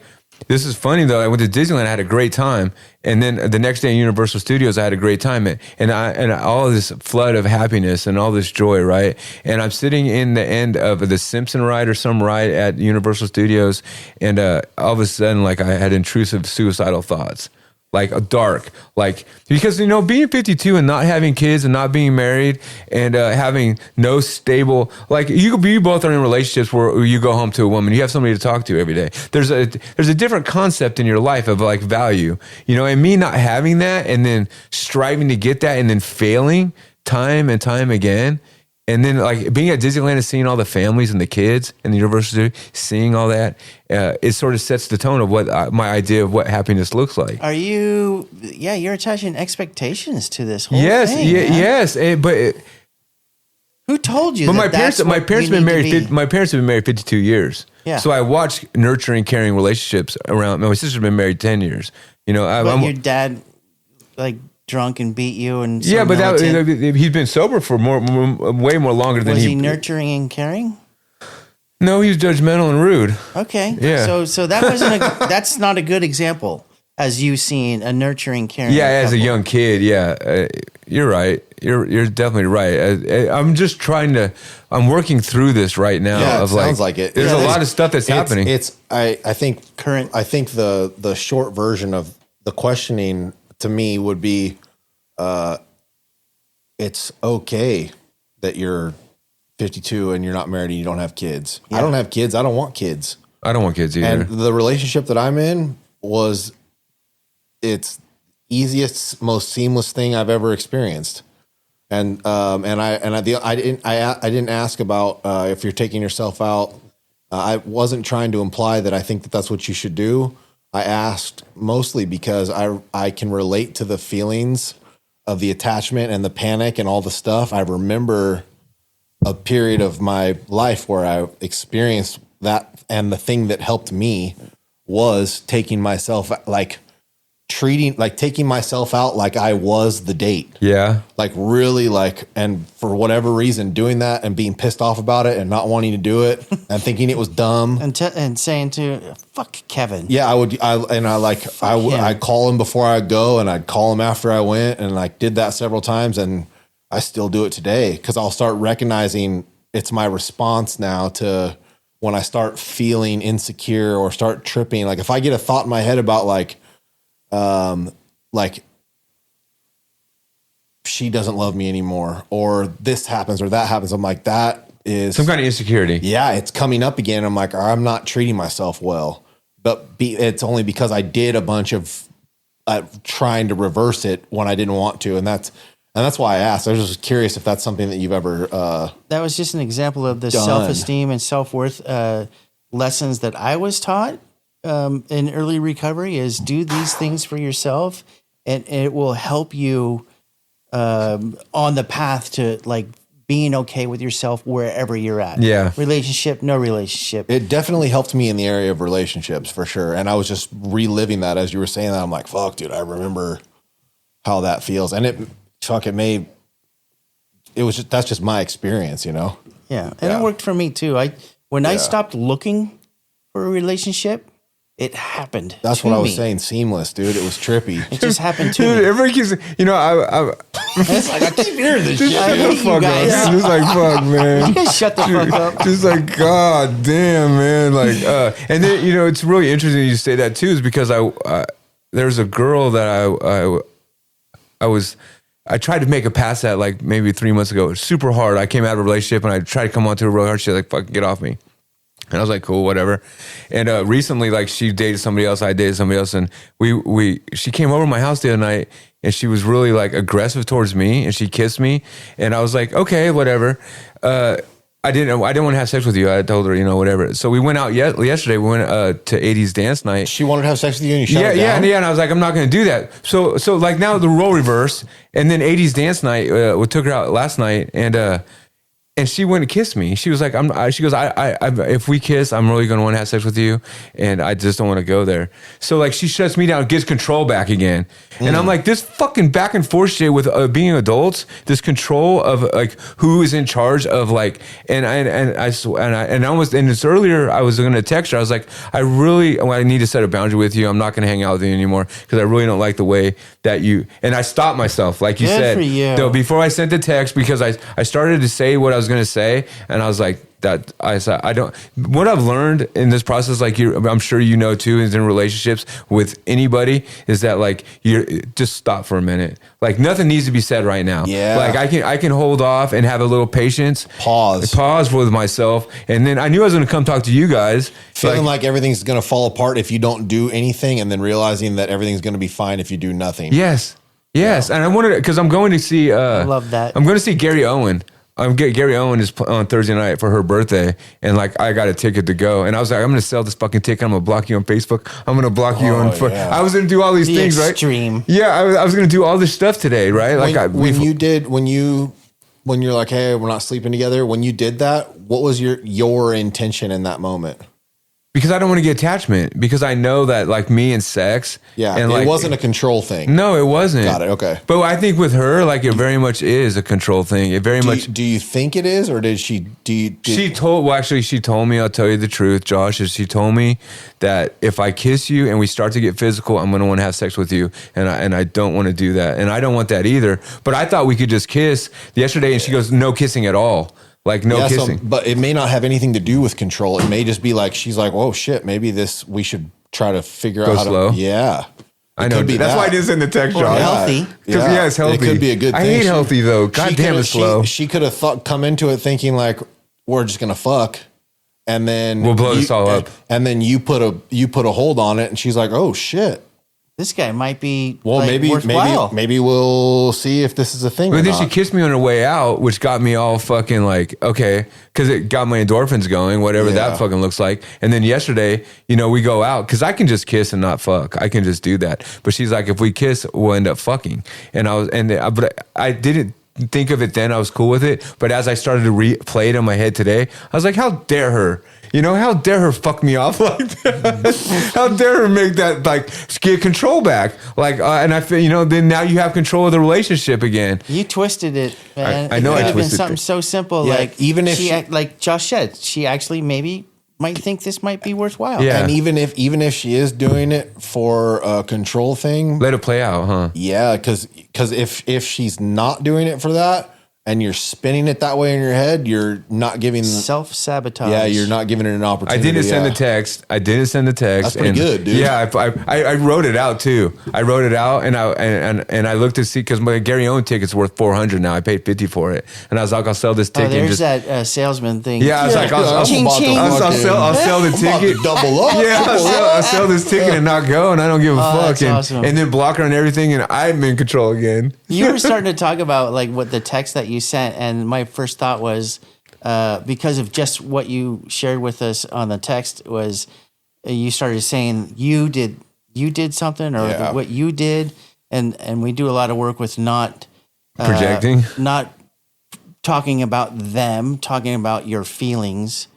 Like yourself, so I you're not felt pointing. it. So you're not pointing fingers at her and saying she did something wrong, because that pushes her away and it kind of ruins it.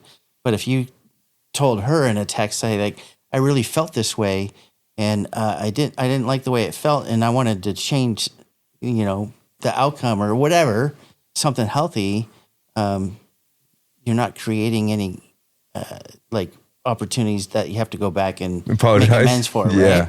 That's why I didn't send the text at all, because I think That's perfect. I was in mode, and I have learned that every time I've Swirling done in that, some feelings. I was like, just let this process, because like holding off saying anything, I've never went wrong with that.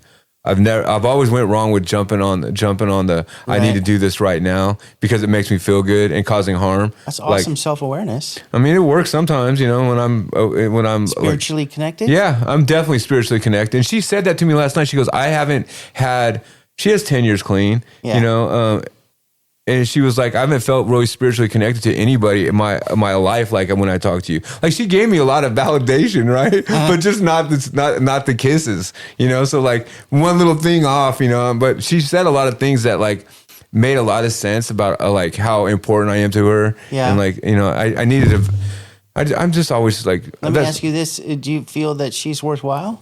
yeah, I feel like she's worthwhile as long as she's not playing with my emotions. Like, So you're putting a boundary on it. yeah, I need It's to put not a unconditional. no, I need to put a boundary on it, because like I don't want her to cause me harm. Mm-hmm. Like I'm not gonna allow someone to kiss me one day and then like I'm not gonna kiss you today. You know, I don't think Why not? Because it's not fair. It's not fair to like. Oh, fair? That's ego. Sorry, Larry. Yeah, I mean, why not? Yeah, Yeah. it's a lot of expectation there. Yeah. Yeah, who cares if maybe she's one day feeling one way and the next day not. And you're feeling one way the next day and the next day you're not. And everybody's allowed to, it can change a little bit. You know? Yeah, or have her own Yeah, feelings. I think I don't know. You're on track. Yeah, all that the not sending a text was probably good. And also too, I think, and I don't think I've got anything figured out, but I do know that I regularly have to be willing to get hurt in order to get through phases of difficulty in relationships. Like I have to be like understand. I've got to be okay with like I might get my feelings hurt. I might not get what I want. I'm trying to protect myself. I think that Yeah. I have so much trauma in relationships, and that's the part too. Yeah. Is like, and that anxious attachment, and then the excitement about somebody new, and then making the expectations. Because I talked to my sponsor about it. I was like, "Hey, dude, like she came over my house and she jumped in my bed, and I was like, I'm not gonna do anything with you. You're in my room. Like we're not." And when she left, she gave me a kiss, and then I talked to him. I was really comfortable with the kiss. Like I felt really calm at that moment. And I told my sponsor, he goes, "So you don't have any expectations?" And I was like, "No, I don't have any expectations." But then when I pick her up and go on a date, day you did. like I guess I you know, like these expectations had crawled up. You know, Yeah. they had exposed themselves. And you know, we're driving, and she's like, "Well, we're not going to do anything." And I'm thinking that we're not going to have sex, but we can still kiss. And then when I went to go kiss her, she goes, "I told you we're not going to do anything." And I was like, well, I was thinking like we're not going to fuck, not have kisses. Like now that everything. Was there a conversation about any of that? Or is this all happening in your head? No, this is the conversation. Oh, God. An actual live conversation. Us driving and her telling me that, and I felt the same way, not having sex. But I thought like kissing was on the table, but that was off the table when I got to the date. You know, when we got out of the car, I tried to kiss her, and she's like, "No, we're not kissing either." And I was like, "Man, fuck this." You know, like this is fucking bullshit. Fucking with my head. Yeah, exactly. I was what like, is this fucking? Do I look like a game to you? Yeah. All right, Larry, we're gonna have to get to some 4-step questions. Okay. All right. We just spent a lot of time on your love life. Yeah, I felt like I was turning into a relationship soap opera. I really need help. I just have one question, and please don't. You take it away however you want. Fuck it. Yeah, I don't give a shit. Do you realize that you are using like the act of sex as a drug? Like every time that's something that you I know. conquer? I don't think I'm using the act of sex like a drug. No, I think that sex affects me like a drug when I have it. Yes, but I don't think I purposely. I'm not so intent on having sex that I'm fiending for like I would an opiate or like to get high. Because I'd be happy with just a kiss. I'm happy with just a pet or a hug or even a holding hands. I am like, I've had enough sex in my life that I don't have to have sex or to even masturbate. Like I'm not over there watching Pornhub or like, and even the times that I have paid for sex, it's not like I go every day or like it's not something that I seek out so bad. It's just a hobby. It's fun. Like it's fun to go to the strip club. I have a good time. I have more of a pleasurable. I got nothing to say about that. I mean, spent time in strip clubs. Yeah, but I like watching girls dance. Like on the pole, I can literally sit back and drink a water and watch girls dance. And I get just as much pleasure as having a girl sit next to me, rubbing my neck. All right, I was just curious if you. No, only because I've had enough sex in my life that like I can't. You can only have so much sex and it's only so good. Like I really feel like I'm not sure. I've outdone myself. No, I mean that's like I really have. Like I don't feel like I need more sex. What I need more is intimate. Like okay? So sex is not the if sex is not the drug. Maybe it sounds like your definition or what you view as your relation inside the relationship bubble, sex is the predominant thing inside of it. It's there, but like even a kiss last night from her, I would have been satisfied. Yeah, the physical affection. Just the physical affection, yeah. So if you take the physical affection out of it, do you feel like you're able to have a romantic relationship with somebody? I don't know. I don't think so. Oh, that's a good question, Josh. I don't think so, It seems like no. the sex is the relationship that he's chasing. Yeah, but even like holding hands or intimacy, Physical. something physical, yeah, like the physical touch, running your fingers through your hair, like a back massage, like anything physical. All that's going to lead to sex. All right. Let's drop the bomb there, and let's get on to some 4-step questions. Those are all good questions and good conversation. Hate this episode. No, I think it's good. I think I'm learning a lot. All right. So let's get on. Let's do fears. So tell us about like your biggest fear when you first got clean. Do you remember that? My biggest fear when I first got clean was I was gonna have to go to work 40 hours a week, probably. Like I was gonna have to like be a productive member of society because I was burning Social Security at the time. I was getting free money, so like I knew once all that shit, like once I started like getting educated and things started happening for me, that like shit was gonna start fading away and like my lifestyle was gonna change. And then also like being homeless or like being always unsure about where I was gonna stay. And then living with my sister and like having someone to rule over like the way my life was unfolding, and having to ask for help from family. Mm-hmm. I think that like it's always scared me, because my sister is my landlord, so and she gets to make rules, and and sometimes she'll say things that are just like, just kidding, like just kidding with me, but like. Yeah, but I can kick you out. You know what I mean? Like and that like give me anxiety, scares me to death. That like my life would change on that. So that was in the very beginning. Yeah, it's all even now. Like it's so you're still there from the beginning till now. Like I've owned my own home in recovery. Also, I think being financial destitute. I think having money problems is I don't have money problems today, but like when I did, when I was new, but life seemed different when I really like look back at how spiritually connected I was when I was broke. I was really focused on narcotics. Interesting. Yeah, and then when I got money, I could make choices. I could push away spiritual principles and things that like, and because I'm fucking That's somebody. crazy. Yeah, it's crazy. I am crazy. Yeah, I know. So is that your biggest fear today? No, my biggest fear today is probably my parents. When the time comes when they're passing, and what that's going to take care of my recovery and my sister, and like make sure that they're taken care of, and that like I'm able to stay, because I made a promise to my mom that I would stay clean when they pass. And you know, if anybody's ever made this promise before, like I've in my whole entire recovery, I've never been put on the spot like this from somebody I respect and care for that helped save my life. And my dad was in the car, and my mom took me inside of a store, and we were walking around looking at shit, and she's like, and looked over at me, she goes, you know, when we pass, when one of us go, you promise me you'll stay clean. And I was like, instantly I was like, how many times have I promised I was going to stay clean and I'm still using them? Like, all these, like, I'm going to do this or do that. But, you know, I had like 11 years clean at the time, and I looked at it and I said, I promise I'll stay clean. Like, but knowing that, like, I'm a liar, you know, like, it just scares me to commit to something for long term, not just for today. Because I've done my whole program just for today. So I've trained myself, I trained myself to live just for today. But this is like an eternity commitment that I'm making to my mom, and it fucking terrified me. How many rounds of steps have you done? I'm on my third. I did one round, and then I did like the up to 6, 7, and then now I'm on 4 back with a new sponsor that I like superly connected with.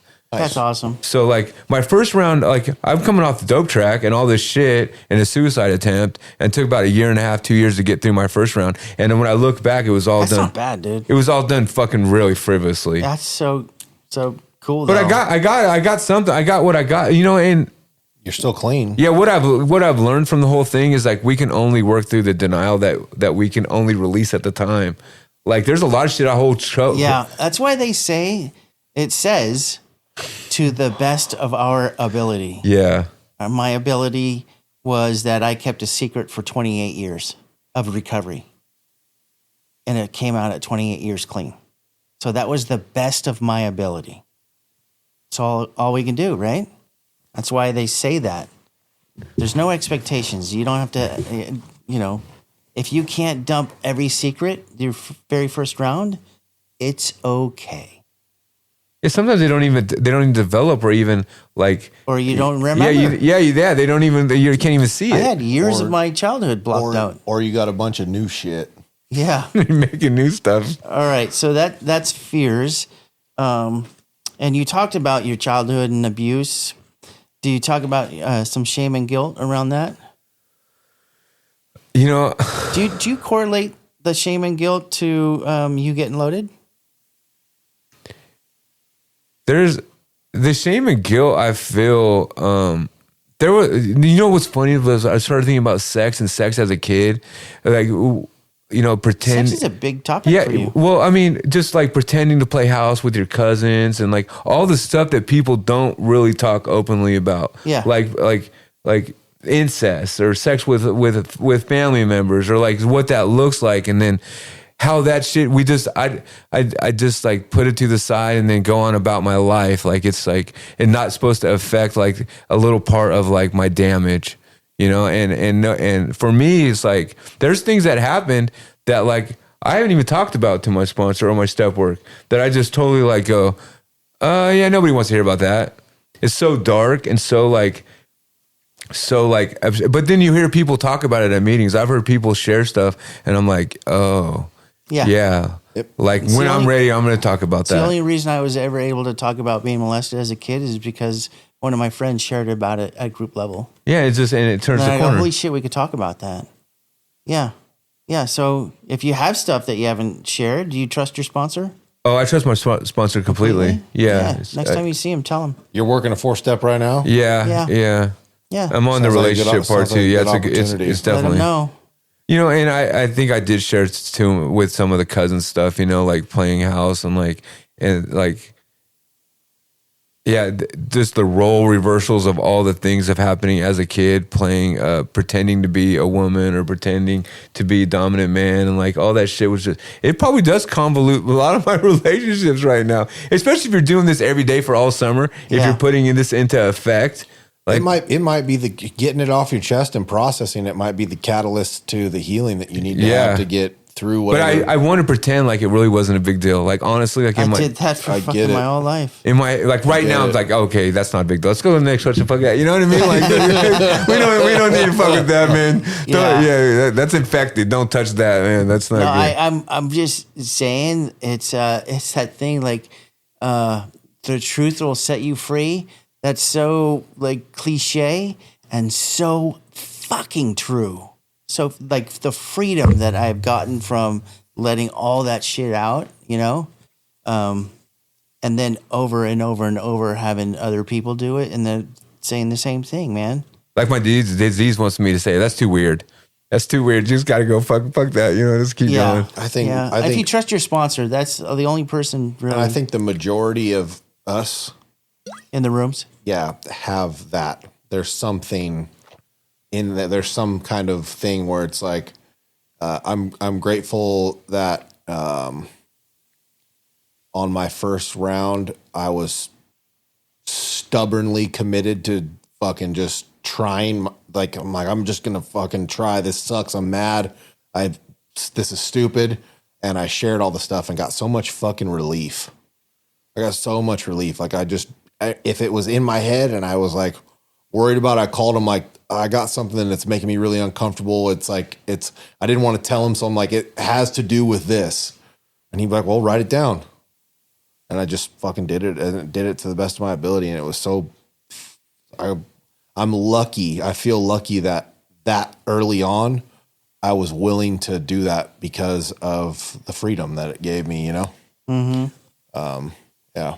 All right. So that's fears. What about reservations? Tell us about a reservation you had when you first got clean.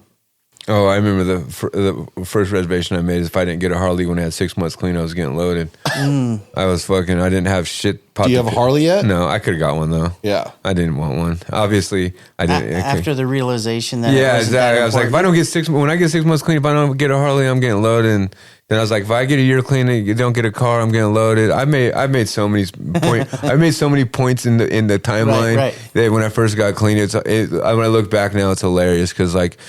Fuck, man. Like I would make an excuse to get loaded over anything at that time, but then I'd get there and I'm living the program, I'm doing all the things, and it would just pass me by. The dates that I would make for myself would just go by. Yeah.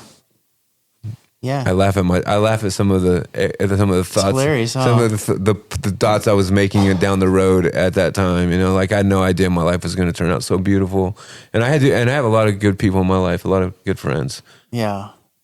Do you have reservations today? I had, just the one about my parents passing and how much it's going to really affect my recovery because they've been so supportive this entire time. Yeah. And how that's going to be, how I'm going to like find balance in that, like what my recovery is going to look like because, the people that I blamed for using are actually part of my healing and process now and they've been part of my foundation and support. Like they go to my clean dates, they come and celebrate with me. That's so like cool. I had a whole row of like family members and family friends, my sister's friends that have watched me in recovery, sit in a whole row at a meeting, and applaud me and like, so like when that aspect does change, the reservation is there, but like I said, I already made the promise, and I've watched a lot of people stay clean through deaths of their family, of their dad and their mom. We can do it. Yeah, it's like it's attainable. It's been done, and with the support, I understand with that reservation, it's not necessarily that you're going to get loaded. That when that time comes, that you're gonna feel fucked up. Yeah, because I already know what struggling looks like. Yeah. So. That's cool that you recognize that's a key part. That it might be a trigger. Yeah, nothing's going to prepare me for it. Right? Yeah, that's good. So what about the resentments? Like I know we have resentments growing up, resentments when we first got clean, and then today. Well, and then the women thing, like that's really like there's a lot of confusion in that, like how much I resent like being abandoned by women.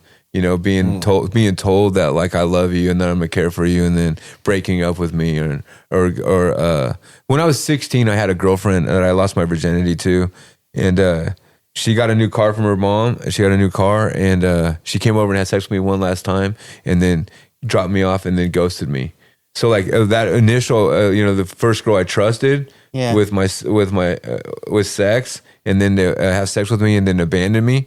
I think it set a tone for like my anxiety and the feelings I have around sex. And I've just been exploring this recently too, because I had a girl do it to me recently where we had sex, and she like one last time it's something that I would do as a guy, like have sex with you one time and then cut you off and then ghost you just to get pleasure to you. Yeah. Like, but then it's happened to me, but it happened to me again at this age, and I felt the same heart, like, whoa, that I felt when I was 16, and all this stuff is sort of all congested in this. We call that a trauma response, Larry. Yeah. I'm having that right now, but I'm open to the idea that I'm going to work through this step and change. And then just like you said, exploring, going by yourself. And then, I go there and I end up in Tijuana, doing some debauchery shit anyways. And then, you know what I mean? And then I come out of it, and then just being acceptance of like, this is just where I'm at right now. This is not to say that like I'm bad or good, but this is just my experience today. Yeah. You're on a path, man. And it's not us to judge. I'm not even judging myself. I'm just That's really, good. I'm just like being really loose with my. So what about resentment growing up? I like going out to nice dinners by me myself. Too. Sounds awesome. It's nice, dude. You said the $500 bottle of wine at Morton's. I fucking love Morton's, dude. That place is awesome. Morton's, Ruth Chris. You go high end when you go out by yourself, huh? I do, dude. I'm like, I'm going to sit down. Sometimes I went to, last time I went to Ruth Chris, I went in sweatpants and a tank top. And I was like, I want a corner table. And I've got a corner table and just watched everybody and ate my food and took my time and ordered, different courses. And that's awesome. It does something. It does something for I can't. Thank you for that. I'm gonna take that, dude. I'm gonna take that because the money. I can do this for myself. It does something, man. See? Sparkling water. Thank you. Nice steak. Fucking artichoke heart. Yeah, whatever, dude. That's how clams. this program works, right? I like that, dude. Dude, it's a game changer. Somebody taught me that lesson about my self-esteem and self-worth. And I shared it with Josh, and Josh is sharing it with you. Yeah. Because it's not just like a regular dinner. I like how you turn up a little bit, because I got to go extra. Like, and that's one thing about like that the addict in me is like that's great a dinner, but like you're talking some shit like I'm with this. In the greater Sacramento area, I've been to probably all of the like the high end. Yeah, and like if I'm stressed out, if I'm feeling insecure, if I'm doing something, it's a way for me to get back in touch with like I fucking matter, and I matter to myself, and this first, and I'm showing myself that. I'll turn my phone off and I just go in the restaurant. I'm just by myself and fucking. You changed a lot, Josh. Like I really did. That this isn't the same guy that was at that thing that last time. Like sure, yeah. I think a lot of it was there before, and that version of me that you saw too was pretty broken at that time. I had a lot of recovery before that, and then like that crushed me. Like I had like. It was just hurt at that time, And so what I've been able to do is stick around even though I didn't want to, and that stuff is coming back out with the new lessons is what it feels like to me. When you said the version of yourself is like, I feel like right now I'm in a transition. A version of myself is like coming forward and parts going back, and it's a constant like shedding of this back and forth of trying to like find out where I'm comfortable with myself, and like with my step work and how long I've been clean. Like I used to really believe that, like you said, like the clean time was my friend, but a lot of time it's worked against me. You know what I mean? Like you put expectations on yourself. Like I should know better. I should have this fucking part figured out by now, and it's blindsiding me. No, obviously not. Resentment. What about so the whole relationship, female relationship? But what's like when you first? Do you remember when we first got clean? Did you resent? Just for an example, like I resented the cops. I resented. I could tell you what I resented. Yeah. I resented people that had a lot of clean time. I fucking hated people that would stand up with hella clean time. I'd be so fucking mad at that. Why? It's jealousy, Okay. envy. You know, they'd have nice So cars. were you resentful that they had more clean time, or were you resentful at them, or were you resentful at yourself because you didn't have it? I was resentful that they just did the work and they looked happy. Like happy people made me mad then. I hate you for being happy. Yeah, like how dare you fucking have your shit together and like have all and just fucking be doing life like. Were they making you feel bad about yourself? No, not at all. They made me feel loved and cared for. Like they would take me out to dinner, do whatever they could for me. But like, I mean, I still hate you for being nice to me. Inside though, it's my brain. My brain. Yeah, it's so fucking twisted, I'm not Larry. telling you that I'm resentful and I hate you, but like. And I will never, and I never admitted who you ever was listening to this that I thought this of you. But even like, like I'm still like that sometimes, jealousy and envious and resentful at people. That's just human shit, you know. It's human. It's not Something so silly, and I'm not like I don't know the exact depth of it, but I would get so mad when I couldn't raise my hand for a year. Yes. And I would be pissed off at everybody. I'm like, motherfuckers, dude, fuck this. I know that guy over there's a liar and a piece of shit. I'm just mad. But really I was just mad because of the guilt and the shame. And so the resentment was towards me. Yeah. But I don't see that in the moment. I'm just like, man, this is fucking stupid, dude. Fuck these motherfuckers. And like the story in my head. It's and internal. then I'm like sitting there listening to this story play out. I'm like, wow, dude, I'm fucked up, dude. And because I know it's me. I know it's me, you know? It's just my shit. I've been resentful of people with less clean time than me that are happier too. Like, like, yeah. So the theme you're saying is that you resent people that are happy. Wow. What you're saying that's the theme. If you want to break it down, fuck happy people. No, I'm not. I'm not fucking with you. It's really subtle. It's not complete fucking hate. Do you have any resentments toward yourself? Of course I do. Of course. What's the most prevalent one? Probably just not using my smarts at a younger age to get on top of my shit, because like I really think I believe that I probably could have been a millionaire, if not more, like if I would have used my skill set and my people, my true identity of like bringing people together to find a niche for myself. If I would have been focused on that, hyper focused on that at an early age of like my charisma, like who I really am. Yeah. Like instead of like chasing the fake hope that I was going to make the big hustle and watching too much TV and rap music and not really just knowing that like these choices were going to like unfold the way they did. Like, just like I don't care. Just like the idea that like I not taking responsibility for my choices and then end up in emotional pain. Like, imagine a world if rap music never existed. Dude, this place would be a lot different. Hey, Wow, did you know that? I knew he's a rapper, yeah. Yeah, all right. I still want him to like do a couple line rap on air on the podcast. Yeah, he hasn't yet. That'd be nice. Maybe if you could rap a step. Do you want to just throw something out? Rap a real step quick? work? No, I'm not gonna make you. No, there's a clear separation for me. Yeah, let's just drop that one. Yep. What's the separation? I'm Josh. I respect you, dude. I'm Josh the addict. Yeah, you're not doing the rap thing. Yeah, not like right now that on the you said podcast. That's no. awesome. Yeah. So that's resentments for you. Yeah, that's it. That's pretty good. You have boundaries. I do. Hey, Yeah. man, that's awesome. Yeah. A lot of work on that one. So what about showing gratitude today? What do I do to show gratitude? Well, I mean, you're grateful for. I'm super grateful for being clean. I'm super grateful for my friends and the fellowship. I'm super grateful even this opportunity to talk about myself. And I'm grateful that I can be honest and I'm not like so shot out that I can't open up to you guys. Yeah. Like, cause there was a time, like you're getting a lot of information from me today because of the work I've done. You know, like I'm able to like. You're grateful that. I'm grateful for being open, and then also I'm grateful to receive input.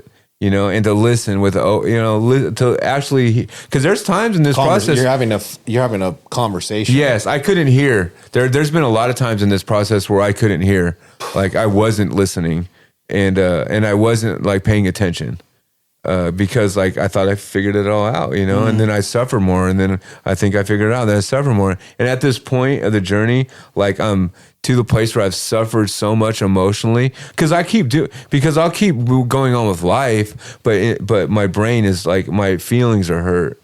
Like, and it's hard what I've experienced is not being able to live in the moment. Yeah. Because I'm in some shit that I wish I would have done differently 2 weeks ago. Or if I would have said this wouldn't have turned out this way. So you spent a lot of time up in your head. Yes. I've been asked like, what's it like up there before? You heard the term, the 2-foot drop? Oh yeah. Down to heart. Yeah. Okay. I mean, I'm down in my heart a lot, but like, I know that. when I make mistakes emotionally and like sending that text, like when I have done that in the past, I fucking beat myself to shit because like you should have you knew to stop, but you went press the enter button anyways. And you hit depression. Yeah. Yeah, me too. Why didn't I invest in stopping? Cause I should know better, right? Like, yeah. But I'm really, today when I was driving up your driveway though and not sending the text, there was a moment of gratitude where I was like, dude, you are fucking getting better. See? You are fucking getting better. Yeah, remember that whole process. You are getting better, like acknowledging like you are getting better. You didn't send that text. You fucking did good today, man. Like, I love that. That's sick. Congratulating myself. Yeah. You did good today, buddy. Yeah, fuck yeah. Good job, little buddy. Fucking didn't do it, man. You didn't do it. Little Larry is growing up. Yeah, good job. That's man. cool. All right, what about assets? Oh, my assets. I really seek out newer members and like and making sure that I make contact with them when I see them. So you would say like inclusivity? Yeah, and just super loving and kind and like really and to share. I would share anything unconditional with love. Yeah, unconditional love and just like going out of my way to like pull out your phone, take my phone number. Like I'm not gonna put my phone number on the phone list because I know you're gonna fucking throw it in the bottom of your floorboard and you're never gonna look at it again. Like put the phone number in your phone and call me if you need me, you know. And then even watching my friends. I watched some friends like go out recently, you know, and like watching them suffer, and to know like that like watching them go through that process and like I told the guy last night, I said, look, dude, don't try coming in and out of this motherfucker. Like that will kill you more. It's going to be easier for you just to focus and try to do this thing just for today, rather than think I'm gonna get high next Friday night and then I'm gonna come back on Monday and then you think you're gonna run that little fucking gamut on yourself. I was like, it won't work like that. Like I've watched people do it. It's going to be so much harder on you than just it only takes one hit. Exactly. Fentanyl hits you. Yeah, exactly. Oh, speaking of one hit, dude, I stopped at Walmart before I came here. Real quick, this is speaking of. I sat down on the toilet, and in Walmart, I'm on the phone in Walmart, and I look over, and there's like a half a line on the toilet paper roll. Wow! And I didn't register it. I just kept talking on the phone, whatever. And then I was like, wait a minute. And I looked over, and I was like, holy shit! And without thinking about it, I wiped it all up with my finger. And I saw all the crystals on my finger, and I was like, You almost put it in your mouth? Finger, dude. I looked like at it. Old I was school, like, yeah. Is that crank? And fucking whoop. I was like, oh, fuck. And flicked it on the ground, and I immediately told the person I was on the phone with. Wow. It was crazy, dude. How it's just compulsively you did it. That fast. Who the fuck left a line there? Dude, I was blown away. I could not believe. I'm like, that made my stomach hurt. Yeah. Who leaves this here? And the thought that triggered me. Well, you're gonna lick it. You're gonna lick it up. I was like, is that enough to fuck me up? And I was like, oh fuck, and flicked it off my finger. That's how I got loaded. It's crazy. When I got out of rehab when I was 17, it was like my buddy. They're all I'm hanging out with the old crew, and they're chopping lines. I go, just let me chop the lines. I'm not going to do any. Let me chop the lines, right? So I'm chopping the lines, and I'm lining them all up, and I'm just like being of service to others. And then I just, it's so automatic. What is that called? Muscle memory. Yes, that. And I just took the pinky and wiped it and then put it on my teeth, on my gums. And then you got loaded. Oh fuck! I just got loaded. Okay. And then you line snort me up. some. Yeah. That's how I got loaded. Yeah. Don't. I've never been to rehab. Oh, that's I have cool. worked as a counselor. I did get my credentialing. I've worked at Pelican Bay KDAC State Prison. and all that? Yeah, I worked at Pelican Bay State Prison. I've done some things around like counseling, and what I found was it was the hardest job I've ever had in my life to listen to other people. Do you get invested emotionally? You know, I'm an empath. So like I'm trying to solve 12 people's emotionally invested isn't the word that I would use. Yeah. I would use trying to solve 12 people's problems before I solve mine. Yeah. You know what I mean? Like I'm fucked. I'm an empath as well. What other assets? It's tough to separate. What's that? What other assets? Other assets? I think sharing. I would think like I'm considerate. I would say like So the defect too is I put others' needs before mine. Like like I really do. Codependency would be. Yeah, I'm definitely codependent. And I've suffered behind that. Yeah, I suffered really hard behind that, putting other people's needs in front of mine, and then realizing that people don't really need that. People don't need me to be codependent, and I sabotage relationships behind that. And I see how maybe my parents are like. Some people might have taught me to be like that, or just like life and being scared of abandonment. Like I just want to do all I can for you'll acknowledge me and love me. Yeah. There's a lot. This is as much as I didn't want to like understand or agree that this is a very twisted person I am, like with all these different things. But then to know that like I'm just an addict, staying clean just for today, and like trying to do my best and put honest effort into this. Because there's been times like this last year I wanted to fucking quit. I swear, I got with this girl, and she was hot and fucking. I had money, she had money coming, and I was like, "Fucking A, I'm not doing this shit no more. I'm done working on myself. I'm done because I'm not going to get loaded, but I'm done fucking. I'm done acknowledging and looking and retrospects and fucking divulging and calling. All the shit. Like 12 years clean. I'm like, I'm fucking over it. Like, leave me the fuck alone. No more service. I just don't give a fuck." You were not spiritually connected. No, I wasn't. But what only thing that kept me clean the time is I had a sponsor. My sponsor had me sending out text messages. And right before this happened with this girl, he had me sending out 4 messages every day to two to a man that was married that were happy, and 2 to a woman that was happy maritally. And then I started sending these texts, and this text thing had grown. At that time, I was texting people when I was with this girl. I didn't want nothing to do with NA, but I'm holding on to this text messages in the morning, right? I'm texting 10, 15, 20, 30, and it's starting to grow. I'm texting 40, 50 people in the morning. Parts of the basic text, living clean, how it works. I'm doing this consistently. So mind you, I'm fucking not wanting to do with anything at the NA, but I'm doing these texts every morning. And one day, like she started using. Like the girl started using, shit got really weird, and I ended up catching her cheating on me. But when I reflected on like the whole, because that's what happens sometimes for me in recovery, is like there's an episode of fucking just some shit that I thought was the greatest thing turns out to be the worst. But it really wasn't the worst, because I learned a valuable lesson about myself, and I also stayed what not to do. Yeah, and I also stayed clean through it when I was really close to getting loaded. And I don't even know how close. That's the best, I don't even know how close or far I was, but I know that I wasn't wanting to do the work, but I was doing the just bare minimum. And you remember that. Oh yeah.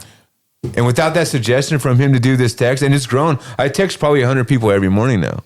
Something out of these. Still, yeah. Fuck. And text. And like, dude, I can't stand texting, dude. But like, just what you send it out to? No, I send each one individually. I do each one individually. I don't do a group text like that. Tyler does that too. I don't consistently. have Yeah, I don't. And every morning I read it, and I read it again when I send it. I probably read it like 5-6 times, throughout that sending process. And that sending process to me is a form of like grounding. Grounding. It's a commitment to each person. And when I go through, because I'll send a good morning. Sometimes I say good morning, Kevin. And like each person gets not every person every day, but each person gets like I'll acknowledge who they are. So now I'm making that connection. The text is personal. Yes, it's personal. And then they text me back, and then all of a sudden, like, And there's always somebody that connects back with it. Always somebody, at least out of that many. And I'm really grateful that my sponsor had me start doing this. And it was all just from a simple suggestion that turned into helping me stay clean. That has turned into helping me like be in a positive mindset in the morning, and it get me back in the literature, at least a paragraph at a time. That conscious yes effort and that connection. Because a PDF, you can look up a word. So like on the top of the PDF, you press a button and you can look up surrender, help, patience, tolerance. You can look up a spiritual principle of each book, and then you get a readout of how many times it's written in the literature. And I can forward, like I press a button, and like if it's 152 times surrender, I can click through and then look at the paragraphs of which one I want to send. And each bit of literature on a PDF. There's a special way to use PDFs where you can type in a word on top. Awesome. And I learned how to do that. And so like if I want to look up help, if I want to look up sponsorship, if I want to look up service. Did you know that you can send a text, a mass group I knew text? you could. I know you can. With being just an individual text? Yes, I know that. All right. I just and I fucked my phone up doing it because now I try to send it on. I'm on a group text and I send it to everybody because I already tried. I could do it, but you have to go back and forth and change the settings. I could do it, but I gave up on that idea because I like sending them individually. That's great. Like, and I want to stay on that like humble type of like not trying to fast forward. I'm a shortcutter, like I told you. I like shortcuts. And all right, so we got resentments, fears, reservations, assets. We did shame and guilt. So I think we covered just about everything. Yeah, what's your crazy story? Yeah, this is the time. Okay. This is the time, Larry. The crazy story that I thought of like this morning, like when Kevin asked me, is there was a girl who just got out of prison. What year is this? I'm living in the back of the house, so I'm close to the end. Okay. So I'm close to the end. Before the eviction. Yes, before the eviction, probably 5-6 months before the eviction. Okay. I'm at the end of my using. There's a girl that... You're hanging out in the bottom of the barrel. Yeah, there's a girl that I'm trying to fuck, and I haven't fucked her yet, and she brings her friend over that just got out of Chowchilla, and she's sort of hot because she's just getting out of prison. She hasn't been using that much. You know, she hasn't been using it at all. Right, it's like she just got out that day. And she comes over, and I got this heroin that's super strong, like fucking just thick shit, right? And I load it up. It's like 50 cc's. I remember it was like, it was a shot, like heavy. It was thick. You couldn't, like, sometimes you get people that you don't know watered down shots, but I wanted to fuck, and I was thinking maybe I could get laid out of this or whatever. And I was like, I told her, I said, well, you haven't used, you just got out. I was like, why don't you just inject half of it? Not thinking it's going to coagulate or nothing, but just like shoot half of it. Just have it in you, shoot half of it, and sit back for a minute and let it hit. You know, and see where we're at with this, right? And this fucking bitch jabs and jams, takes the whole fucking thing, right? Within 5 minutes, her lips are purple. She's fucking starting to go under. And I'm watching her fade out. And the other girl, and I'm like starting to panic. I'm getting a little scared. So I grab her, I'm starting to panic. I grab her purse and go rifle through her shit. And I rifle through her pocket. She's fucking about to die. And I'm like in my disease, like going through her shit. Like, and I'm watching the other girl. I'm like, just get her the fuck out of here. Like, I got whatever I wanted, and she's gonna die, and just fucking get her out of my place. And she took her, it got her into the car, and got her back to the house. And the story goes is that she was laying on the bathroom floor, and the mom came in and got her to the hospital, and she didn't die, but like, when I look back on who I was at that moment, where like I was willing to fucking just not give a fuck. I didn't want her to die at my house, and I rifled her shit because once I knew I wasn't getting laid, what else can I get at from her? And she's clean today though. Like it's crazy. We're friends on Facebook. We're friends on Facebook. She's clean. She has a family, and you know, wild, dude. Yeah, and I don't know if she knows that I actually like fucking. I mean, she knows about that day, but if she went on and kept on using. You know, she was fucking. I've never been like so close to somebody dying from an overdose. So that's and to take it so nonchalantly and just not want her to die in front of me, like that was like, and I had to pretend. I was pretending to be tough because I was actually really scared that she was gonna die. You know, and but then again, I was like, it's your fault, bitch. You fucking shot the whole shot in one thing. I told you. Yes, I told you not to fucking do that. And and we didn't even have Narcan back then. Like when these people, we put a fucking cube of ice up your ass. Like that was Narcan then. You know, like that worked. I mean, I've heard. Oh. That's what I've never heard of that. I've heard of it. Yeah. My friend said they did it. They put a cube of ice up his ass and it saved his life. He's dead now. He died in a car accident. But the girl almost died. Wow. The girl almost died, and I didn't give a fuck. And I'm not that kind of person. Like the guy, like I wasn't. I'm not a gangster. I'm not a fucking like. But I was mad at her for shooting the whole fucking shot. I was like, what the fuck are you doing? Like, but her lips turned so purple. They were so violet, and she turned so white. And to not like care, I just didn't want her to die at my house because it would have stopped me from getting loaded. That's the end of the story. Like, basically is like, just get her the fuck out of here for I could keep getting loaded. And that's the whole thing, right? Like, right? She was gonna interrupt my getting loaded if I had to call the ambulance. Yeah, that's degradation. That's heavy, man. And I have a possum. I have a raccoon opossum story too. I used to catch. Oh my god! Don't say stuff like that. Josh wants to hear that stuff. Yeah, so like there was a baby raccoons that were around my house. You were getting loaded. Yeah, time frame. Same place, probably about 8 months earlier. Okay. And there's a wood pile back there, and I used to hide my dope. What drugs are you doing at this time? Methamphetamines and heroin. Okay. And Xanax. Okay. All at the same time. Yeah, whenever I could, all of it. And I'm hiding my drugs in the wood pile, right? And I've got this trap, and I'm going to catch this raccoon that's coming around at nighttime. Well, I ended up catching a whole fucking family of raccoons, and now they're by the wood pile, and I'm like, and I'm freaking, right? I've been up all night. I'm scattered all the time. I don't know what the fuck is day or night, coming or going. Fucking, I don't know what the fuck's happening. I had a hobby of chasing around the people at night with my phone, and then looking at the next day, and like, this didn't happen or this did happen. That was you're in psychosis. That's my hobby, you know. And so I'm hiding the dope in the wood pile because my friends are stealing it, fucking all this kind of shit. Well, I catch the raccoons near the wood pile, the babies, right?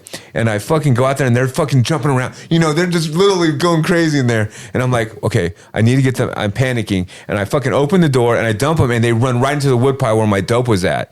And I'm like, fuck. So I'm scared to death to go in the wood pile. I'm freaking out. They're fucking living in there. So like, as I had to wait time, hopefully they leave the night and then come back. And I'm scared as fuck. I'm taking each piece of wood off, trying to find my dope. And my dope ended up being on my car in the carpet in the fucking up by the light. And I didn't find it till like a month later. And I blamed everybody, dude. When I found the dope, I couldn't believe it. I was like so happy and so sad at the same time because I had got done accusing every person I know. God, I've done that before, dude. Yeah. When you're making those phone calls, you motherfuckers, you know you took my shit. And then like a month later when you find it, you're like, God, shit, who's such an asshole. Fucking, that's funny. Yeah. That is funny. It was nice. Yeah. Well, Larry, that's a good one to end on. Yeah. The raccoon stole my dope. Yeah. We really appreciate you coming out.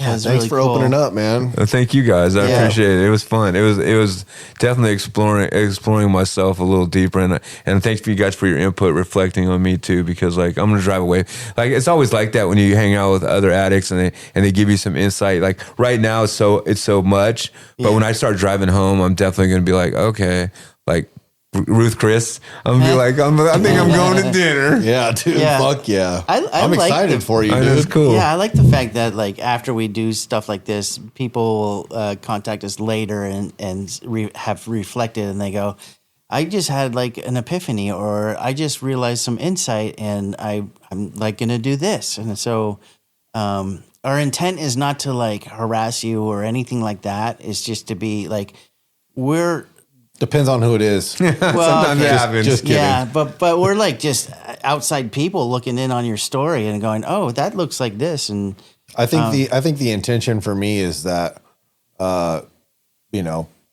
people are listening, and we get to have the conversations that most people typically wouldn't hear. And the hope is that the platform at some point gets heard by somebody that needed to hear what they got to hear. And so we talk about the things that we think we should, the experience that we have. And that's the hope for all the guests, is that we just we're just talking, dude. It's just really relaxing. I definitely explored some things today that I couldn't connect. That's cool. That sort of like disconnected and said there couldn't be no relation to. But today, like it became apparent that like all these things are connected. Whether I want to think they're connected or not, they happen in my life, and it's from when I was using, and then now I'm in recovery and I don't use. It all has a implication awesome. on my behavior and the way that I think. And trust me, somebody's going to hear your story, and I'm sure more than one person is going to like going, fucking Larry, changed my life. We had Crystal on. We did an episode with our friend Crystal, and this just happened a week ago. Somebody from Southern Utah had heard the podcast episode and like contacted our one of our friends and said, "I so relate to this. This really changed stuff for me." Dude, we had the episode with her, and somebody said something about something that they were going through, and I was able to say, "Hey, you should listen to this podcast because solution. She has a solution for this." Oh yeah. And they were like, they let me know, like, dude, fuck, I'm checking it out, and it looks like it's gonna make sense. Yeah, I love that. Shit just happens, All right, Larry. Well, I appreciate you, and thank you for sharing with us. Thank you. Yeah. All right. See you, everybody. Love you guys. Thank you for hanging out with us today. We really appreciate you being here and being part of this community. Just a quick heads up before we wrap. The people we talk to on this show are just sharing their own personal stories. They do not speak for any specific recovery program or group. It's just their experience, strength, and hope. Well, that's it for now, and please remember that you can follow us on any of your streaming platform that you listen to, and somewhere in there on that streaming platform there is a donate button if you care to help out with our monthly fees that we have to pay to produce each episode, and there's a follow button. There's also somewhere on your streaming platform you can text us and send us a response or email or check-in. Really appreciate you guys. Thank you.